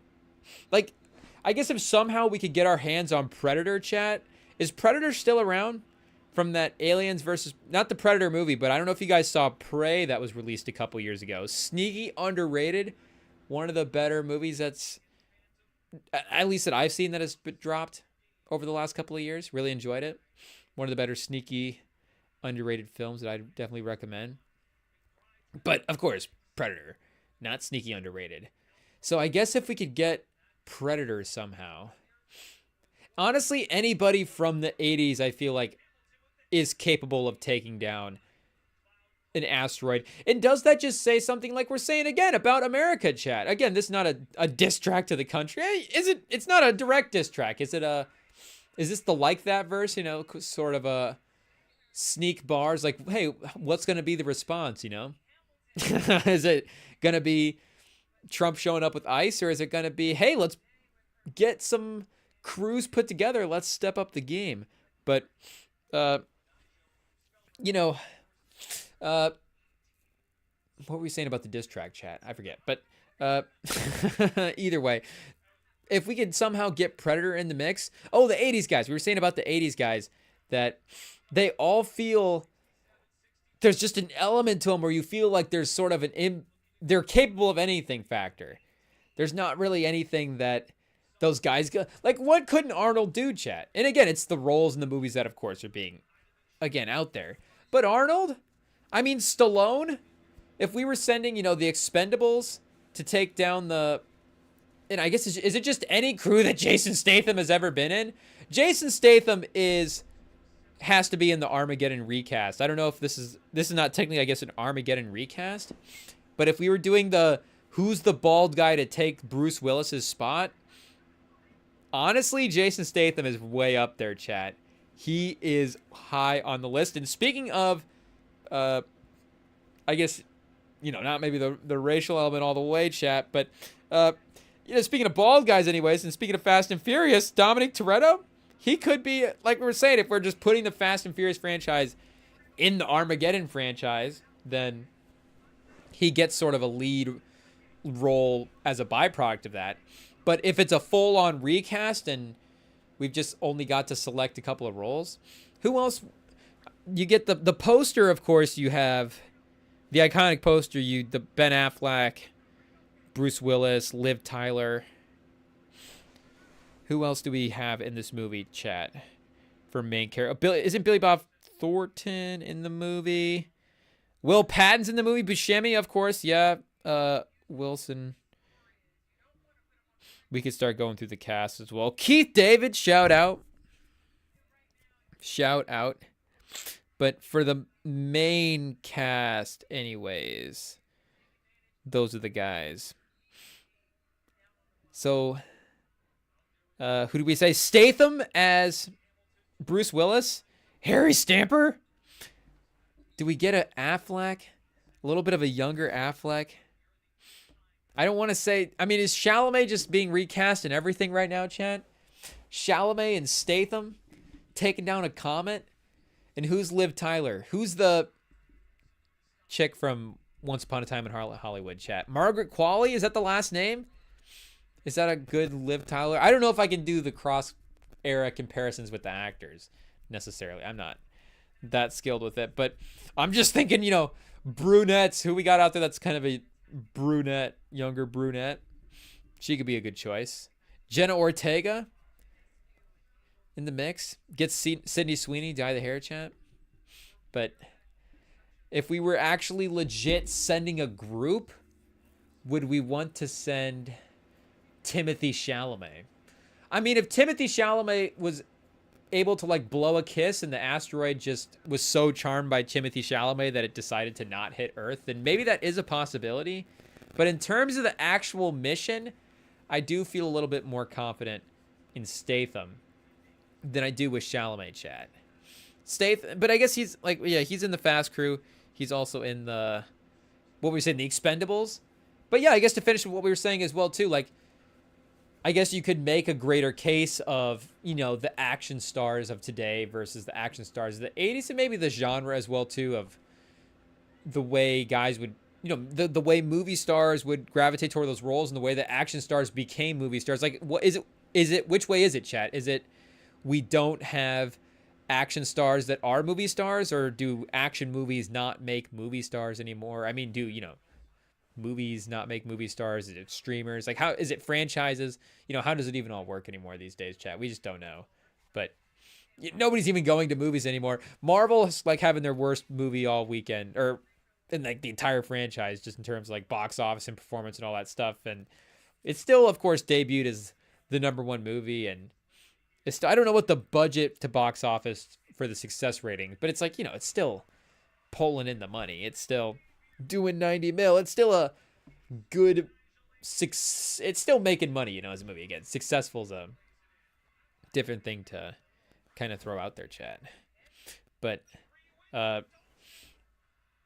definitely the Expendables crew is on the mix.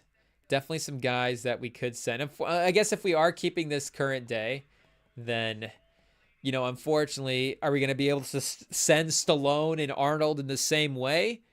But we can't, if we can't send Arnold, his son is an actor, so we could send his son potentially, old Patty Schwartz. And, I don't know, does Sty Stallone have a son that's acting? But he does, of course. He did train Creed. So we could send Michael B. Jordan in place of Sty Stallone instead. So if we send Patty Schwartz, Michael B. Jordan, and Jason Statham, is that the new Armageddon, chat? Is that the new Armageddon? That sounds like an Amazon Prime movie. Jason Statham, Michael B. Jordan, and Patrick Swayze. Is that Out Without Remorse 2? It might just be. And then Margaret Qualley in the Liv Tyler role. It's kind of a dynamic movie. Margaret Qualley is probably going to win that movie, to be honest. It's a good cast, but I think she's probably best actor in the mix there. Shout out. I mean, Michael B. Jordan can hang, of course. In his Sinners movie with Coogler, that's about to approach, looks crazy. Oh, the Laces hit the target score, taking down Sabrina's team. That's been another fun thing about the Unrivaled. Kayla McBride is on the laces, so they have star players, of course, but like Brianna Stewart got taken down 12-0 in one of the 1v1 tournaments by, oh man, I forget who it was, chat. Aaliyah Edwards. It was the rookie from this past year, so going into her second season, Aaliyah Edwards.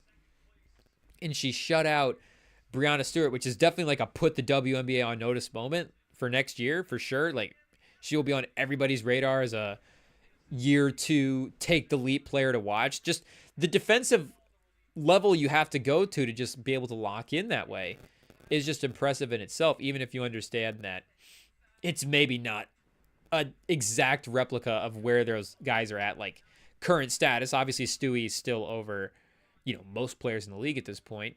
But for that game anyways, the fact that Edward was able to channel that, it's like, oh, something special is, could be potentially forming here. But some of these highlights, it's not just because it's 3-on-3 and the 1v1s, all the best people are necessarily always winning and sweeping stuff up. There's upsets. There's still drama. Better teams are, and better players are getting taken down and stuff. So it's still fun and unpredictable and still riddled with stars throughout. It's not like, underdog teams and these out of nowhere teams. Like we're saying, Kayla McBride winning a game against Sabrina Ionescu and Brittany Griner. It's not like these are scrubs on both sides of the court. These are stars battling, and one's going to win one, one's going to win the other. But the fact that it's just not always it's still the Liberty people and still the Aces people and still just all the same characters over and over again that we've seen. Now we're seeing, more people, more faces. There's a chance for that variety, a chance for different people to ascend. And for it to have different stakes and different meanings in your career. Like Brianna Stewart, again, she gets taken down 12-0 in a unrivaled off-season 3-on-3 tournament. It's one of those things in the internet you go, oh, well, maybe people have some jokes and stuff about what happens, I'm sure. But in terms of her, like, WNBA career and her basketball legacy and all that stuff, it's not, like, a thing that's going to get brought up. Remember in the unrivaled tournament when she got taken down by Aaliyah Edwards 12-0, then she's not the greatest whatever player of all time compared to this player because of that moment. Like, it's an outside thing, it's its own thing, has its in the moment consequences and rewards, but long term it doesn't have any big ramifications on like your career. And it's not like she's going to be in the office like contract negotiations and can they be like, well, Aaliyah Edwards was taking you out in the unrivaled 1v1s. It's like, well, but aren't you paying me for the WNBA? I don't know what's going on here. But, yeah, shout out to the Laces for getting the win tonight. So I guess, what do we have after this? I think I was looking at the schedule because I was looking at of course, the sports schedule for the night. And I think this is one of the toughest sports to movie pivots that we're going to get. Let me think. It was a super... Oh, we're getting American Sniper after this movie. That's what it is. We're going ladies basketball 3-on-3 unrivaled into American Sniper. I feel like TNT is like, okay, the ladies are going to have the TV on and then the show is going to pivot and the guys are going to be like, wait a second, keep that on. And TNT is just trying to get everybody in the house to be viewing the channel all night because that is not a carryover audience. I feel like there's a few people in the mix like myself, and I'm not gonna say a few. I gotta give credit to credit's due. Obviously ladies basketball is growing in popularity and lots of people are tuning in. I'm just saying that maybe the fan of American Sniper might be the type of guy that's not quite tuning into a WNBA 3-on-3 matchup on a Tuesday night, chat. Are we really just gonna watch American Sniper? I was looking at movies before this. I was thinking, do I even watch basketball? Are we even gonna throw basketball on during the live stream, or did we just throw on? I think Naked Gun was on Pluto. There's a whole string of them where Goodfellas is on. Do we just pick up Goodfellas halfway through, chat, and just watch Goodfellas for a couple minutes? Oh, we might have to. I hate seeing a tank like this. This is not good. I hate having to see anything that might give us flash forwards, chat. And this is obviously, of course, flashbacks and things that are happening, but things that, fortunately, we are blessed to have not laid our own eyes on. So I guess we just have to switch or do something, chat. I don't know, pause, but either way, and not that we haven't, a classic movie. Everybody's seen American Sniper. Everybody's put on their Patriot cap at least once in giving Chris Kyle and Bradley Cooper the old watch. But, we were talking about Armageddon, and now we're pivoting into, we're talking about literally the most unreal to the most real stories of all time. So again, I get we're in real life here. Asteriod is YR4. It's 3.1%. And I bet we log in tomorrow, it goes up. Who knows if this will be the peak? This might be the moment. We're living in the new peak history of asteroid collisions with the Earth and the new potential highest risk for NEOs. But maybe it's also, like we're saying, the start of something new. Maybe the way it's carrying on faster than a lot of the other asteroids, maybe that means something different. Oh, got him right in the sights, chat. Dead to rights. Is he allowed to take the shot yet? I said I've seen this movie before, but that's the only time I've ever seen this movie. Typically not going to give a war movie the rewatch. War movies and horror movies. In that conversation that, like we were saying, we were talking about movies because we were trying to also get some recommendations as well too. Always out for a good recommendation, chat. Who's not? Especially since, we've always not as of recently, last couple of years been pursuing more. I guess always, but the way we've ramped it up as well too. Where I guess the way we've aligned it with our boycott of newer movies, where now we're like almost solely focused on older movies. The way that that's just become a total focus has we're just outside of our consumption time in these eras that we're actually trying to consume. Oh, I forgot they had the kid with the bomb. This is heavy stuff, chat. This is heavy stuff. They're having the kids do the thing. Oh man, I even forgot what I was saying, chat. Something about recommending a movie. It literally doesn't even matter. Oh, you hate to see it. Oh, and then the cut back in time. Is this Clint Eastwood just out here making films? Okay, chat. Let's see if there's some college basketball on or something real quick. Do we do a quick channel change? See if we can get any sports. Otherwise, who knows? We might just end up going with Goodfellas. It is what it is. But every time there's a kill shot, it's just going to be like, oh. I know some people that might give them energy. That might be like the motivating factor. If it was like a John Wick or something like that, if it was a Fast and Furious, I guess they're not like killing people in Fast and Furious. There's some casualties, but they're not. Like John Wick, we're rooting for him, but he's taking people out. Like, that's what he's going for. At least sometimes, you get it. Just, we're trying to be good people, and sometimes somebody just got in the way.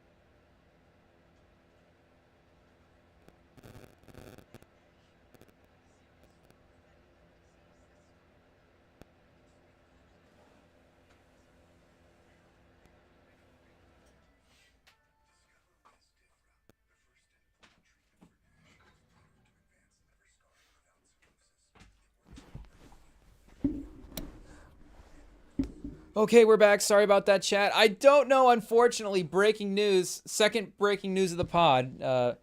And I guess this one may even be more sad than the Asteroid. I don't know if we can call ourselves a sports show anymore, chat, because I just chose Goodfellas over the Kansas-Yale college basketball game that's on. So, a moment of silence, I guess, for our status as a sports show. It is what it is. But is Goodfellas an exception to the rule? Where does Goodfellas rank?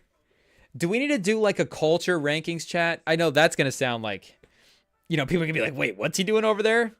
But, like, the must-watch sort of rankings where what properties do you have to watch over, like, if a live event is on or a rerun of a movie is on, like, what movies are in that list where you would rather watch the movie for the 120th time than rather watch the sporting event and see what happens? And now, see, I just said, like, and now I'm getting FOMO, chat. I feel like I should go switch it over again. But no, you gotta commit, and you just gotta live it. And you know what? I think living with our decision to watch the end of Goodfellas is probably gonna be okay. Because again, we're talking about the Asteroid anyways. I forgot. We're not here just watching movies, chat. Welcome in. Hello, how are you? Welcome to have a seat. Go over there. Pull up a chair, get a drink. The Goodfellas is on in the background. We're just hanging out here, chat. It is it is what it is. But yeah, it's one of those movies. I mean, it's an all-timer movie. It's a movie that I've always never, for some reason, wanted to say, like, when people ask, like, what are your top movies of all time? I've always been like, well, I feel like there are three or four movies that maybe I like more than Goodfellas, but it's also maybe just it's not the number one. White Men Can't Jump, Rush Hour, like, there's going to be a couple in there that are go-tos, but this might be, again, like that number 3, number 4, just if we were in a desert island situation and what movies, because if you think about it, it's like, okay, we're actually, like, you talk about okay, I really love this movie at the moment. Oh, I could rewatch that movie all the time. Oh, that movie's so funny. I could throw that on every day and watch that movie. But what are the actual movies? Like, it's like, no, you could actually watch those all the time. Like, Goodfellas legitimately could be the most, it's hard to call it the most rewatchable movie of all time because it's a little bit long. So maybe the in and out of it makes it so people are not, like, sitting through the whole thing. But that is also a thing that can contribute to the rewatchability of it, is it's this just great in and out movie where you can just watch parts of it. And, I don't know, does that just happen with the fact that people are so familiar with it to where, like, just so familiar, the ending just pops on. It's like, yeah, I can see the ending and miss the whole beginning part of it. And of course it'll be on TV again. I guess I'll just watch it on TV again at some point, or, I'd fire it on to myself. It's, you just know Goodfellas is going to be on at some point in your life, like 3 to 4 to 5 times a year. Once every 2 months, Goodfellas is going to be on a screen somewhere, and you're just going to be watching 10 to 15 minutes of Goodfellas, and it's just, you're going to have seen that movie multiple times throughout the course of the year by the time the calendar turns. And for me, there's just, and again, that TV presence is a part of it, but there's just not another movie that is just consistently as rewatchable as, and shout out, there's a couple of them out there, but you get what we're saying, Chad. It's in that mix of there's not another movie. I mean, we're right in time. He's going to be getting chased down by helicopters and all this stuff. 35th anniversary? What day is the anniversary, chat? Are we slacking on our anniversary knowledge of when these movies are being released? We could do a little 35-year Goodfellas. September 19th in the United States? Okay, stay tuned, chat. Whoa! The 35-year of Goodfellas. I didn't realize. We'll do a Goodfellas rewatch in September. That'll be fun. Maybe we'll do it in the summer, because September will be NFL season. So I feel like our focus is just going to be where it is anyways. But this summer, chat, Goodfellas, the rewatch, that's going to be a lot of fun. And Paul Sorvino, shout out. Just saw him in What did I just watch, chat, that he was in? Oh, jeez. It was Paul Sorvino throwing heat in, I want to say, Money Talks, chat. That's what it is. Money Talks. Of course. Again, shout out to Chris Tucker. They're saying Rush Hour is in the mix. If Money Talks is in the mix. I was going to say it can flip-flop between which is the better movie for us, between Money Talks and Rush Hour, but then that's not true. Rush Hour is the better movie. It can just flip-flop between us for which is the favorite Chris Tucker and Jackie Chan, though. The Jackie Chan performance. Ray Liotta just jamming on the brakes. Absolutely coked out of his mind at 8 in the morning, chat. I mean, we're in for a hot, what are we in for, a hot 30 here at the end? I mean, look, he looks like he just got bit by Nosferatu. This is crazy. We're already doing the end of the rewatch. This is the preview, chat. I'm like, gonna have to switch the channel again. We're already stepping on our own summer bits, but yeah, Chris Tucker, obviously great in both of those. But anyways, yeah, to assemble a team quickly for the Asteroids. Do we put Paul Sorvino on the team? Shout out Paul Sorvino. Maybe he could stop the asteroid from the beyond, chat. Somebody, I know Paul Sorvino is fielding prayers. Obviously, we all know who we pray to, chat. Allah, but no, of course. But I think Paul Sorvino's in the mix. Like, he's like, hey, Paul, get in here and listen to a couple of these. Let me hear what you think. Paul Sorvino, dropping some advice. A real G, chat. Gotta love him. But hey, yo, he's like, hey, what's with the love stuff here, chat? But Paul Sorvino would be on the team if he was still around at literally any phase. Unfortunately, you know, I guess do we just want to say we'd Biden him, chat? But, you know, it's like we'd be throwing Paul Sorvino out there till the very end. Doesn't matter. So we've only got the Fast and Furious team down for potential. What happens if in 2032, like, you know, if they have to wait that long, you know, if it's like a sit around and be on call situation, maybe the group looks a little different in 10 years. Maybe we have to have like a couple of backup options. So if we were, you know, assembling a random team, I feel like, again, it is just an asteroid. You know, it's like, is it Lee Harvey Oswald just working by himself? Like, it's not an alien invasion sending this asteroid, but just to clear all of our bases that it might not be an alien invasion, I feel like we should send Wembenyama. He can communicate with the aliens, and we can send one of, you know, a familiar face back to him, and he can be like, hey, it's okay, they're cool down here. You can tell him to turn that asteroid around and send it back. And if we're going to be fighting extraterrestrial things, we need an actual extraterrestrial on the team. So you know, Wembenyama, he pretty much has to be in the mix. And then what skills do we need?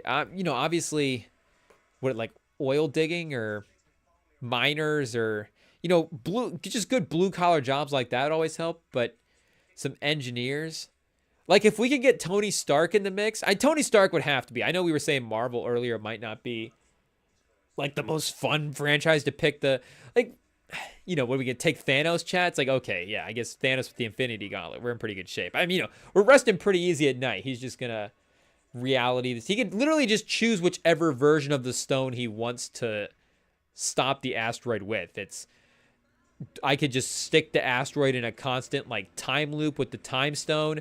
I could blow it apart with the power stone, pause. I could change its reality with the reality stone. He could turn the like asteroid into like corn on the cob, and now all of a sudden, you know, it's just raining corn kernels and totally warp what it is. I mean, could he turn it into maybe some more useful things? But then you think, you know, corn kernels, chat, you plant a couple of those, now there's a lot of corn farms. There's even more corn farms popping up. You know, corn, you can use that for energy. It might not be the most like efficient source, but it's still, you know, useful for a lot of things, I think. So Thanos would be doing some good duty if he turned it into that for sure. That'd be a decent food to turn it into, because again, you do have the energy uses there with it as well too. So at least there's some double duty that you could perform with corn. Shout out. But you Yeah, what do we got? Wembenyama. Kendrick?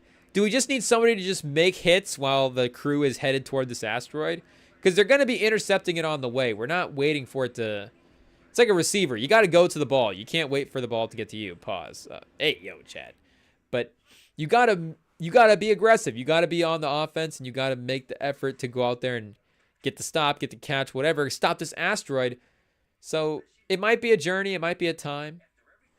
Maybe we need Kendrick in there, bopping along, dropping some hits.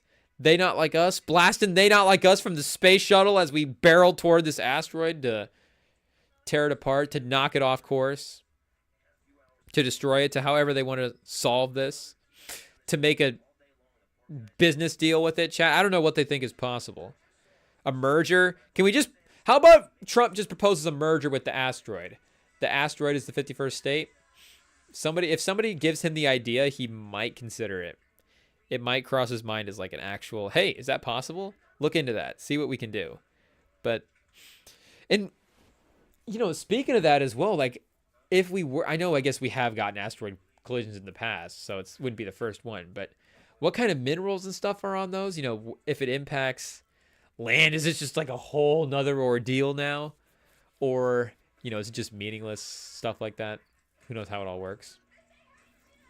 I mean, this is literally this is both the best part and the worst time to tune into this movie, because this is the most chaotic part. I mean, there is powder in every scene. He gets sweatier and more pale and just more baggy-eyed every 5 minutes. Like, literally every time he turns around, somebody's just walking in on him doing a line. It just is what it is. So it's almost like the energy of it's like starting to, like, I feel like I'm like, whoa, it's a good thing it's almost a good thing there is no sports. I guess if there was no sports, we wouldn't be watching Goodfellas. But just in the hypothetical future, if there was a TV with sports and a TV with Goodfellas, which would be like a pretty nice little future there, chat. But if the energy of this kind of ending coked up vibe that's going on right now, like the takes that would be happening would be wild. Ray Liotta, like, taked up, would he be calling into these sports shows? Again, chat, we're stepping on the 35th anniversary rewatch. But hey, again, little teaser preview. Oh, they got him. It's a tough moment, chat. It is a tough, is it all come crashing down type moment. I mean, you want to talk about an asteroid impact that, I mean, you feel like when a cop pulls you over for like speeding or gets you for a taillight out, it feels like an asteroid impact. But the cop pulling up in your driveway with a house full of illegal drugs, that would feel crazy. Straight down the toilet, chat. Cutting the bag open and then flushing. And then gun into the panties, chat, is crazy. That gun's gonna slip right out of there. That's wild. But again, stay tuned to the 35th anniversary rewatch later this summer when we put Goodfellas on the docket. And maybe we'll do a whole little comb through a history. Now that we know, hey, we were slacking with not knowing that Goodfellas was on, a little slap here that'd be like, wake up, Goodfellas, 35th anniversary is this year. You're going to be needing to do that this summer. We'll go back through the calendar. We'll peruse, chat. Give the calendar a peruse and see what other good anniversaries we can whip up for the summer. Because Goodfellas, again, like we're saying, this is all-time stuff, chat. I mean, this is not even personal favorites. This is crosses the threshold of everybody's it's the all-time. It's your personal favorite. It hits the culture. It hits everything. It's the movie that can be like your favorite movie and be, again, both basic and like, oh yeah, no, Goodfellas, he has good taste. Like, one of the people we were talking with movies at work, his favorite movie is Shawshank, and that's one of those movies where you're like, yeah, it's the all-time movie to the status where you're like, is it a little bit of a, like, is it, like we're saying with Goodfellas, like that film school, like everybody knows it, everybody's seeing it, everybody's watched it almost to the basic kind of levels, but again, if that's your movie, it's like, oh yeah, then it's a man of taste, chat. A man that likes Shawshank is a man of taste. A man that likes Goodfellas is a man of taste. It's a man of culture. What does the guy say in My Best Friend's Wedding? I think he says a bunch of other descriptions. Sleek, stylish, something, something. But he's also a man of culture, chat. So, man of culture. Goodfellas, for sure. But I don't know if anybody from the Goodfellas crew would be tasked with stopping the asteroid. And like we're saying, tuning in at the end of the movie, the coked up version of Ray Liotta trying to take down an asteroid, we'd kind of be screwed. We would probably not be safe in that situation. One, we wouldn't probably be safe from Ray Liotta, Ray Liotta's character in Goodfellas. But the asteroid, like we're saying, would probably continue. That percentage would continue to go up. But that crew was efficient. So maybe the early version movie of that crew where they're locked in and clicking and pulling off heists. The apex mountain for that crew when they pull off the heist, chat, at the airport.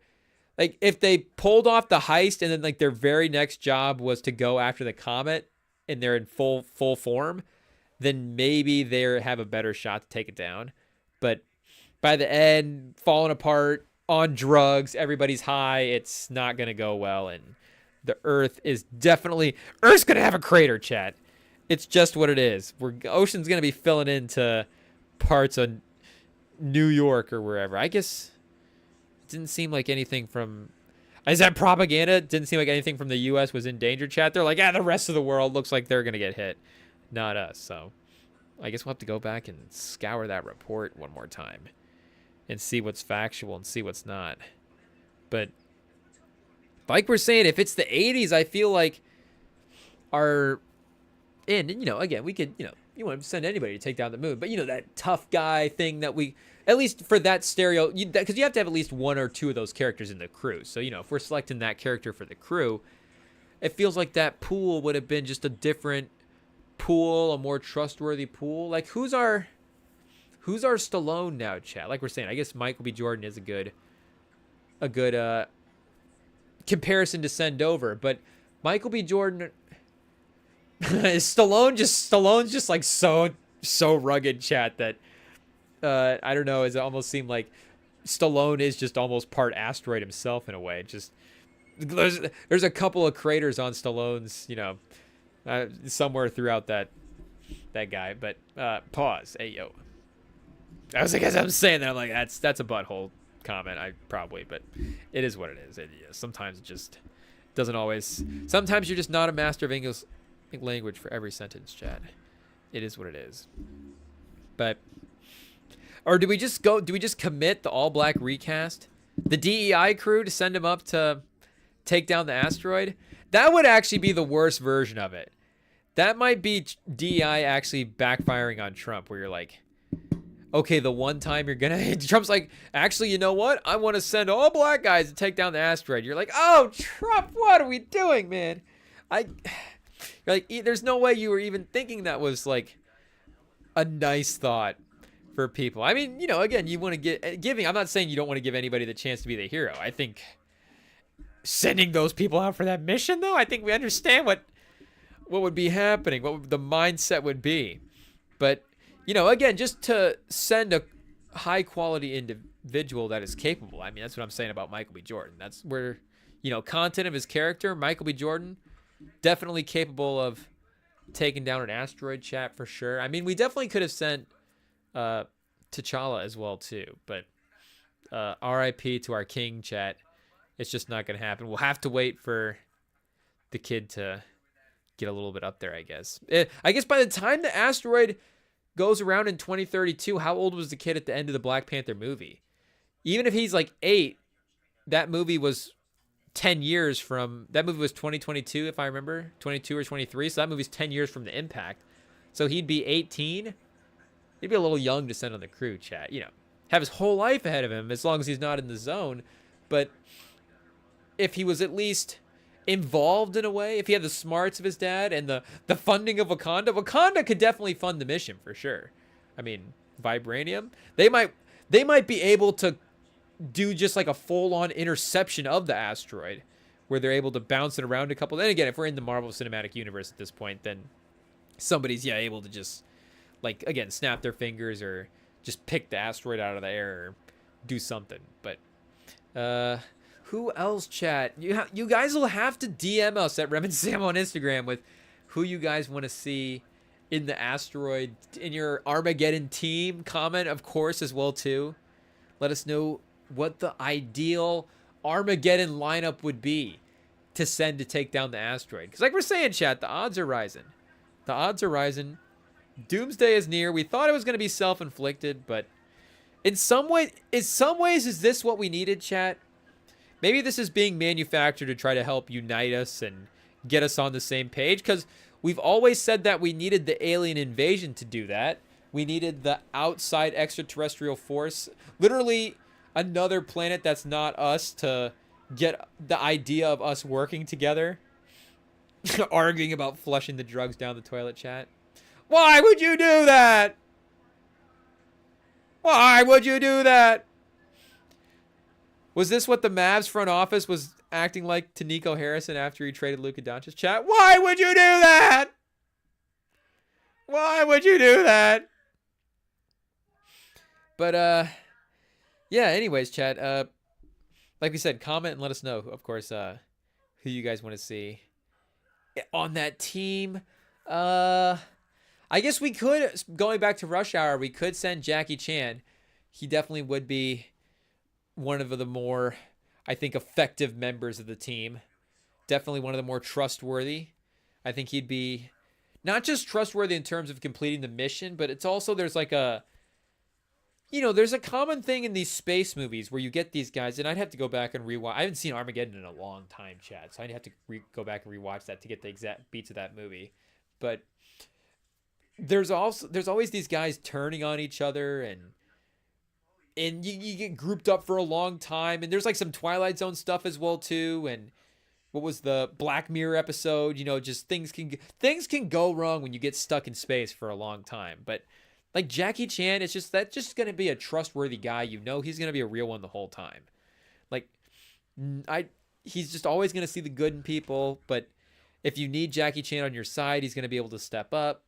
It's just going to be a good, solid dude the entire trip and be the best guy on the crew. So you got to have Jackie Chan for sure. I mean, Jackie Chan and Paul Sorvino, was that ever a movie? Did that ever happen? That would have been the most wholesome movie of all time. I would have loved to see it. So we got Wembanyama, Dominique Toretto, and Jackie Chan. Okay, this is a crew. I mean, Wembanyama is going to be an interesting, like, cameo potential guy because of the height, obviously. How do we work him into the shots? Like, a shot with... Like, imagine you're in on, like, Dominique Toretto in a shot, just Wemby's, like, torso. You're like, Wemby's nipples aren't even in what would be the camera shot just because of how tall he is. And this would just be, like, a normal, like, view of what we're saying. It'd be a weird sort of dynamic and frame. A lot of, like, Wembanyama sitting down.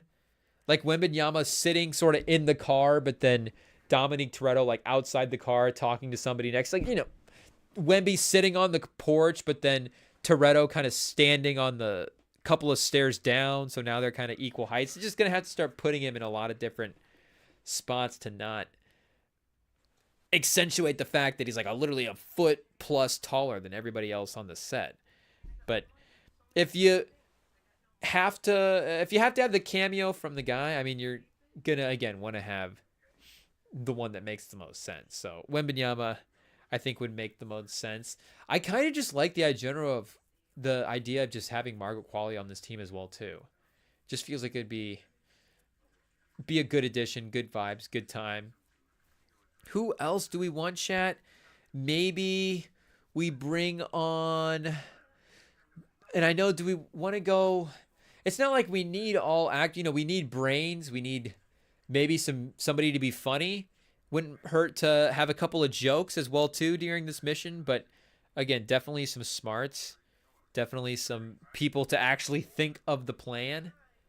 So who do we want like actually cooking this stuff up, Chad? I guess, for borderline real, borderline, fictional, borderline whatever. we could really go in any direction. I guess if we were going real, it really gets interesting because, who do you even trust and who do you even know to pick as options to send or whatever? You wouldn't even know, chat.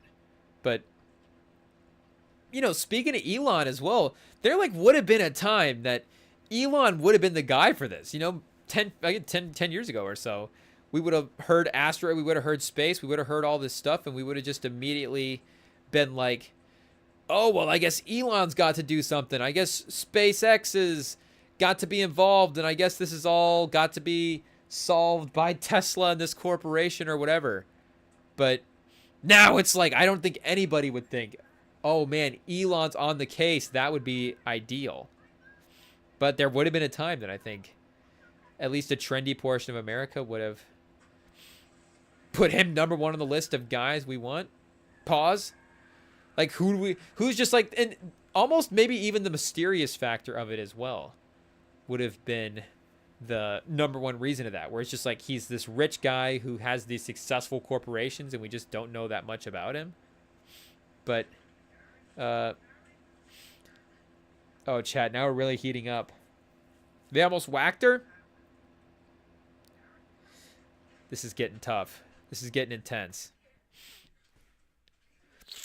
But anyways, yeah, like I said, let us know. Getting sidetracked, chat, as we wind down the old Goodfellas rewatch. I guess we only got a couple minutes. We can stick it out, chat. Pause.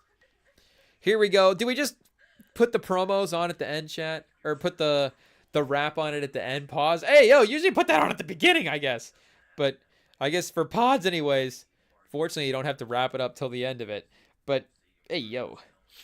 But, yeah, again, follow us on the socials. We're on Instagram. TikTok's back. We're on TikTok. The show is available on pod platforms as well. And with some of the live watch and some of the shows that can be on and some of the songs that can be on and with these albums and all that stuff, the podcast and Spotify is, we're not necessarily like committed to one platform over the other. We just kind of go to whichever one gravitates and whichever one just kind of lets you do your thing the most. And Spotify lets you have a little bit more freedom than YouTube with some of that copyright stuff. For the NBC, for the SNL 50 one we did on Sunday, that one got pulled a little bit for some copyright stuff. And then, we were able to, of course, work around it and get it back out there. But the full version is available on Spotify. The full unedited version of the SNL 50 and NBA All-Star Game watch-along is up there. And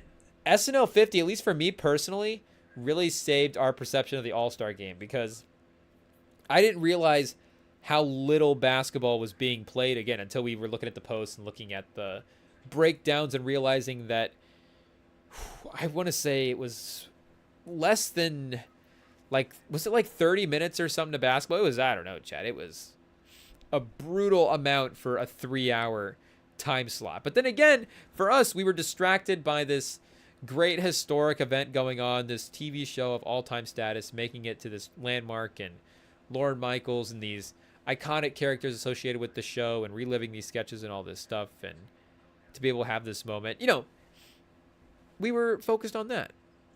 And to just casually look over and be like, hey, basketball, hey, there it is, hey. And maybe we should have, again, it's like you look over and you go, why is it not more basketball?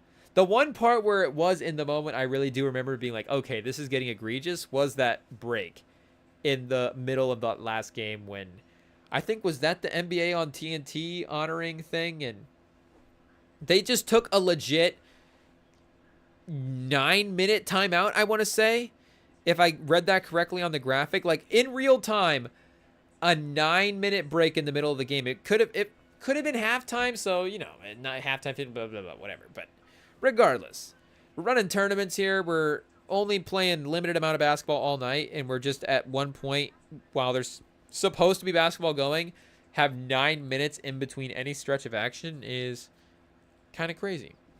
But it's what happened, and Adam Silver is, approval ratings, chat, low for a lot of leaders right now. Adam Silver is one of them. The All-Star Game is not helping his approval rating, and he's going to have to really cook up something special.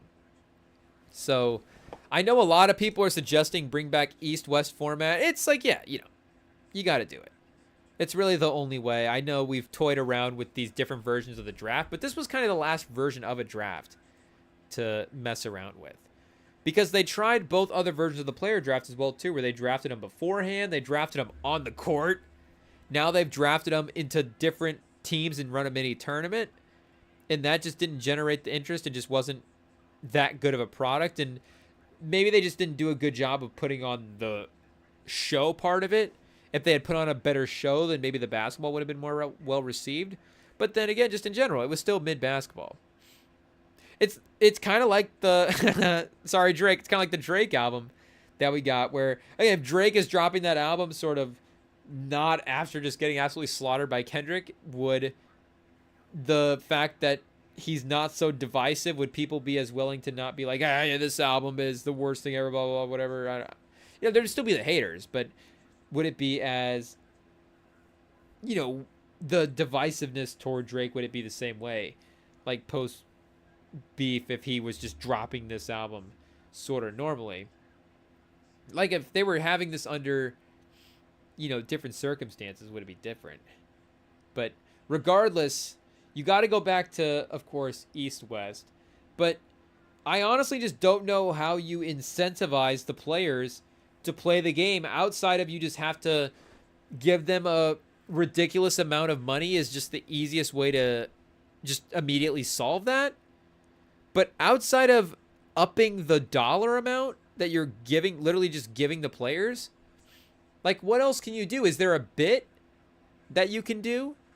Because, shout out to Simmons. He had his idea on his pod, and there was definitely some really good ideas to it as well too. Like the idea of all-star selections being attached to seedings and different things like that. Like there's some fun concepts in there to definitely work around and work with. But to truly incentivize the players to play just a good game, like it just kind of has to be something that you are incentivized to do. Because at the end of the day, like, why are they incentivized to try over the course of a season, over the course of the playoffs, over the course of whatever? Like, there are still guys that are obviously concerned with legacy and concerned with greatness, and still that kind of vague just championship and joy of winning. And that's not like championships, of course, not a monetary thing that you can put in your pocket and take home. If they didn't have the money in the NBA, there were guys playing basketball before the money, and there are guys playing basketball right now without the money, and there will be guys playing basketball, if the NBA goes down, like there will be guys playing basketball without the money even in the future. So it's not the money, of course, that necessarily makes people play basketball. But when the money becomes involved, like it just becomes the number one thing that you end up chasing, Chad. I think it just is what it is. And there, again, like we're saying, the people that are chasing the greatness are probably still there. But I don't know how you actually change the mind of the players and actually get somebody to care. Because, again, like we've seen it they're having this problem in the regular season. The thing with the regular season is you still have to find enough times to care to have it affect your chances in the playoffs. And then ultimately your playoffs affect your chances to win the title. And your chances to win the title do affect your paybook as well. So it does affect your money, but it does affect legacy and greatness and stuff too. So there would also have to be a way to add legacy to the All-Star game. And that may be even trickier. Like, how do you add that status to the All-Star game to where people feel like they need to play in it? Because, like, we're seeing now, like, I guess I'm just repeating myself at this point, but just to, continue to look at it differently through different phrasing, I guess, like, if they don't care about a regular season game now, they don't play in it. It's kind of that simple. And a guy like Tatum and a guy like Wemby and a guy like there are guys that'll go out there seemingly every night as consistently as possible to be on the court and perform. But even those guys have, of course, and humans, we're not holding it against them, they have their on and off nights as well too. We're not saying it's the worst thing in the world, but the point, that mindset of I can take this night off. This is something I like. Just it's the modern NBA, chat. And not that we're totally against that in any way. It's is what it is in a way. Like, you know, they're getting massive paychecks to show up at work, so of course, is there a side of that where you respect that, but then there's the, like we're saying, the other human side of that where, you know, how demanding can you be of an employee and these type of things. And, you know, just like you also want a guy to be able to have the balance of life and work and all that stuff. As much as these jobs are fun, there's still an element of them that can become a job, I'm sure, for an NBA player at some point. And there's going to be some monotony and some routine to it that is going to need to be switched up and to need to be changed, need to be broken up or whatever. But regardless, chat, in counseling and in court now, I guess, to quickly update on the Goodfellas before we take off too. But and the Goodfellas just what were we saying, chat? Shout out to the Goodfellas, but that distracted. See, the Goodfellas is now, it's on the level of a live sporting event where we would choose it over a college basketball game. And it's now also on the level of a pretty lady where it would just distract you to the point where you forget what you were saying. Goodfellas is both it's basketball and booty, chat. It's the same. It's on the same level. It's on the same level. That in Bobby De Niro. The 3 Bs, Big Baller Brand, Basketball Booty, and Bobby De Niro. The 3 big Bs, chat. It is what it is. But, what were we? Oh, the All-Star game. That's right. We were talking about the All-Star game and getting people to care and getting people to try. They're gonna need to make up their mind that it's an important thing to do. I know that may sound like a simple thing, but it's essentially a regular season game that is not important. So how do you make a regular season game that's not important? You up the stakes in a playoff sense, yes, but then again, it's not an important regular season game. So I don't know if it's a game that we want to make playoff stakes level important. So you up the money. Well, they have money, so you could do that. So it becomes kind of, again, another, frivolous way to add stakes to the game. So how do you add meaning? How do you add legacy? How do you add status? How do you add the fact that a guy would feel like he would need to go out there and be in the All-Star game, and the fact that he would need to go out there and perform well, and the fact that it would actually, the legacy thing of it, or just whatever. And even it's still, like, I feel like a good All-Star performance and these things can be additive to how people perceive you and your memory of your time in the league. Like Westbrook, his competitiveness is going to be one of the most favorable things remembered about him. And the fact that carried over into the All-Star game, it was just continued proof of the level that he played at. But until the players actually decide that they need to care about the All-Star game, it's not going to matter. So that's why even the league giving them money is not even that. Like, that's and I guess you're saying the championship, is the league, I guess, manufacturing a thing or whatever for them to care about. But you get it. It's, it's sort of a different thing. But that money is sort of the league manufacturing a reason for them to care about it. That's what the in-season tournament is too. It's like, can we manufacture a thing for these people to care about? But you look at even the title, like, the title is the oldest kind of form of things that people have been chasing and things that people have been going at. And it's almost now ascended to even this level of importance that you almost can't even describe why it's as important as it is. But it's just like, it's an NBA title, and it's the NBA is the best basketball league in the world. And if you win and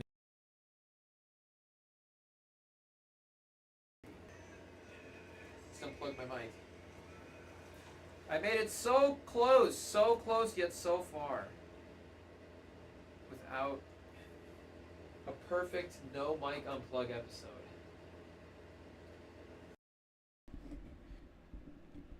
Testing 1 2 3. Testing 1 2 3. Hello. Okay, I think we're in chat. I think we're actually reconnected this time. We struggled with that the last time that happened. Literally, I was like last sentence before. That's like the time I just told you about that I got pulled over on the last turn going to the gym. So check out that. I forget which live stream that was on, but one of the recent live streams I told you about the story. I got pulled over. I literally, instead of just pulling off on the road, I was like, well, let me just pull into the gym. It's early at a pause. Pull into the gym. Is that a pause? Let me just get into the parking lot here and just whoever thinks I'm a criminal when I go into the gym later, I guess it is what it is. They probably know it's not too serious if I'm not being carried away afterwards. But I guess they're like, ooh, he's kind of a bad boy speeding around town. So I guess there is that, chat. Maybe a couple extra looks from the mom for the rebel side. Who knows? But from the moms out there in the gym. But but yeah, I guess this is kind of like that. I'm plugging the mic on the very last sentence. But there's no it's going to be the players that are going to need to decide that the game is important. We can try to manufacture things for them. Maybe they manufacture something that work a time or two. But these things that the title is something that players feel like they need to care about, and they should. I'm glad they do. It absolutely makes my time a lot better getting to watch them do that. You know, my life gets better watching them pursue it. So I imagine, you know, just the fact that they're pursuing it would be fun. But, you know, even to make that comparison, you know, my life, I guess, is not better watching whoever wins the All-Star game. It is a fun game to watch, and I would love to see a good version of the game. But that is also kind of the sad part about it as well, too, if the league does think about getting rid of it. It's like, you know, it's like Doge, chat. We're stripping down to the bare minimum. I know there's probably a version of the government that could work, I guess, with the bare bones, if that's, you know, even a thing that sounds like a fun idea. But also there's probably a version of it that works a little bloated as well, too. And maybe kind of in the middle, like always, is somewhere the right place to be. Like, no All-Star game, yeah, that would suck. And is there a version of the league that works with no All-Star game? Yeah, probably. And is there a version of the league that works with an absolutely disastrous All-Star game that just is 3 hours long and 17 minutes of basketball, and it's just this absolutely terrible idea and nobody thought it was good and blah, blah, blah. Like, yeah, the league is probably also going to be okay as well, too, with it like that. But, you know, it would be fun, like a really good All-Star game, and a game that people cared about, in a way that you feel like it could be additive to a legacy and additive to a guy's career and additive to the conversation and additive to the season and just all this stuff in a way where we're able to get a special game. Because it's not, again, it's just not another regular season game, in the fact that the talent on the court at one time is just going to be a different thing. Is it cocaine night on AMC, chat? What's going on? I guess were we saying TNT earlier? Why are we saying... Oh, because we switched over to Goodfellas. What was on TNT? I forget what movie we switched over. Oh, American Sniper. That's what it was. Yeah. So AMC, I guess, just has cocaine night. It's Goodfellas right into Blow with Johnny Depp. But what a way to wrap it up, chat. Little cocaine corner at the end there. But I guess we did the wrap up earlier. So yeah, the socials are out there at REMINGTOM Pod, and we will be back later this week, jumping on. Hopefully the asteroid hasn't hit us by then, chat. But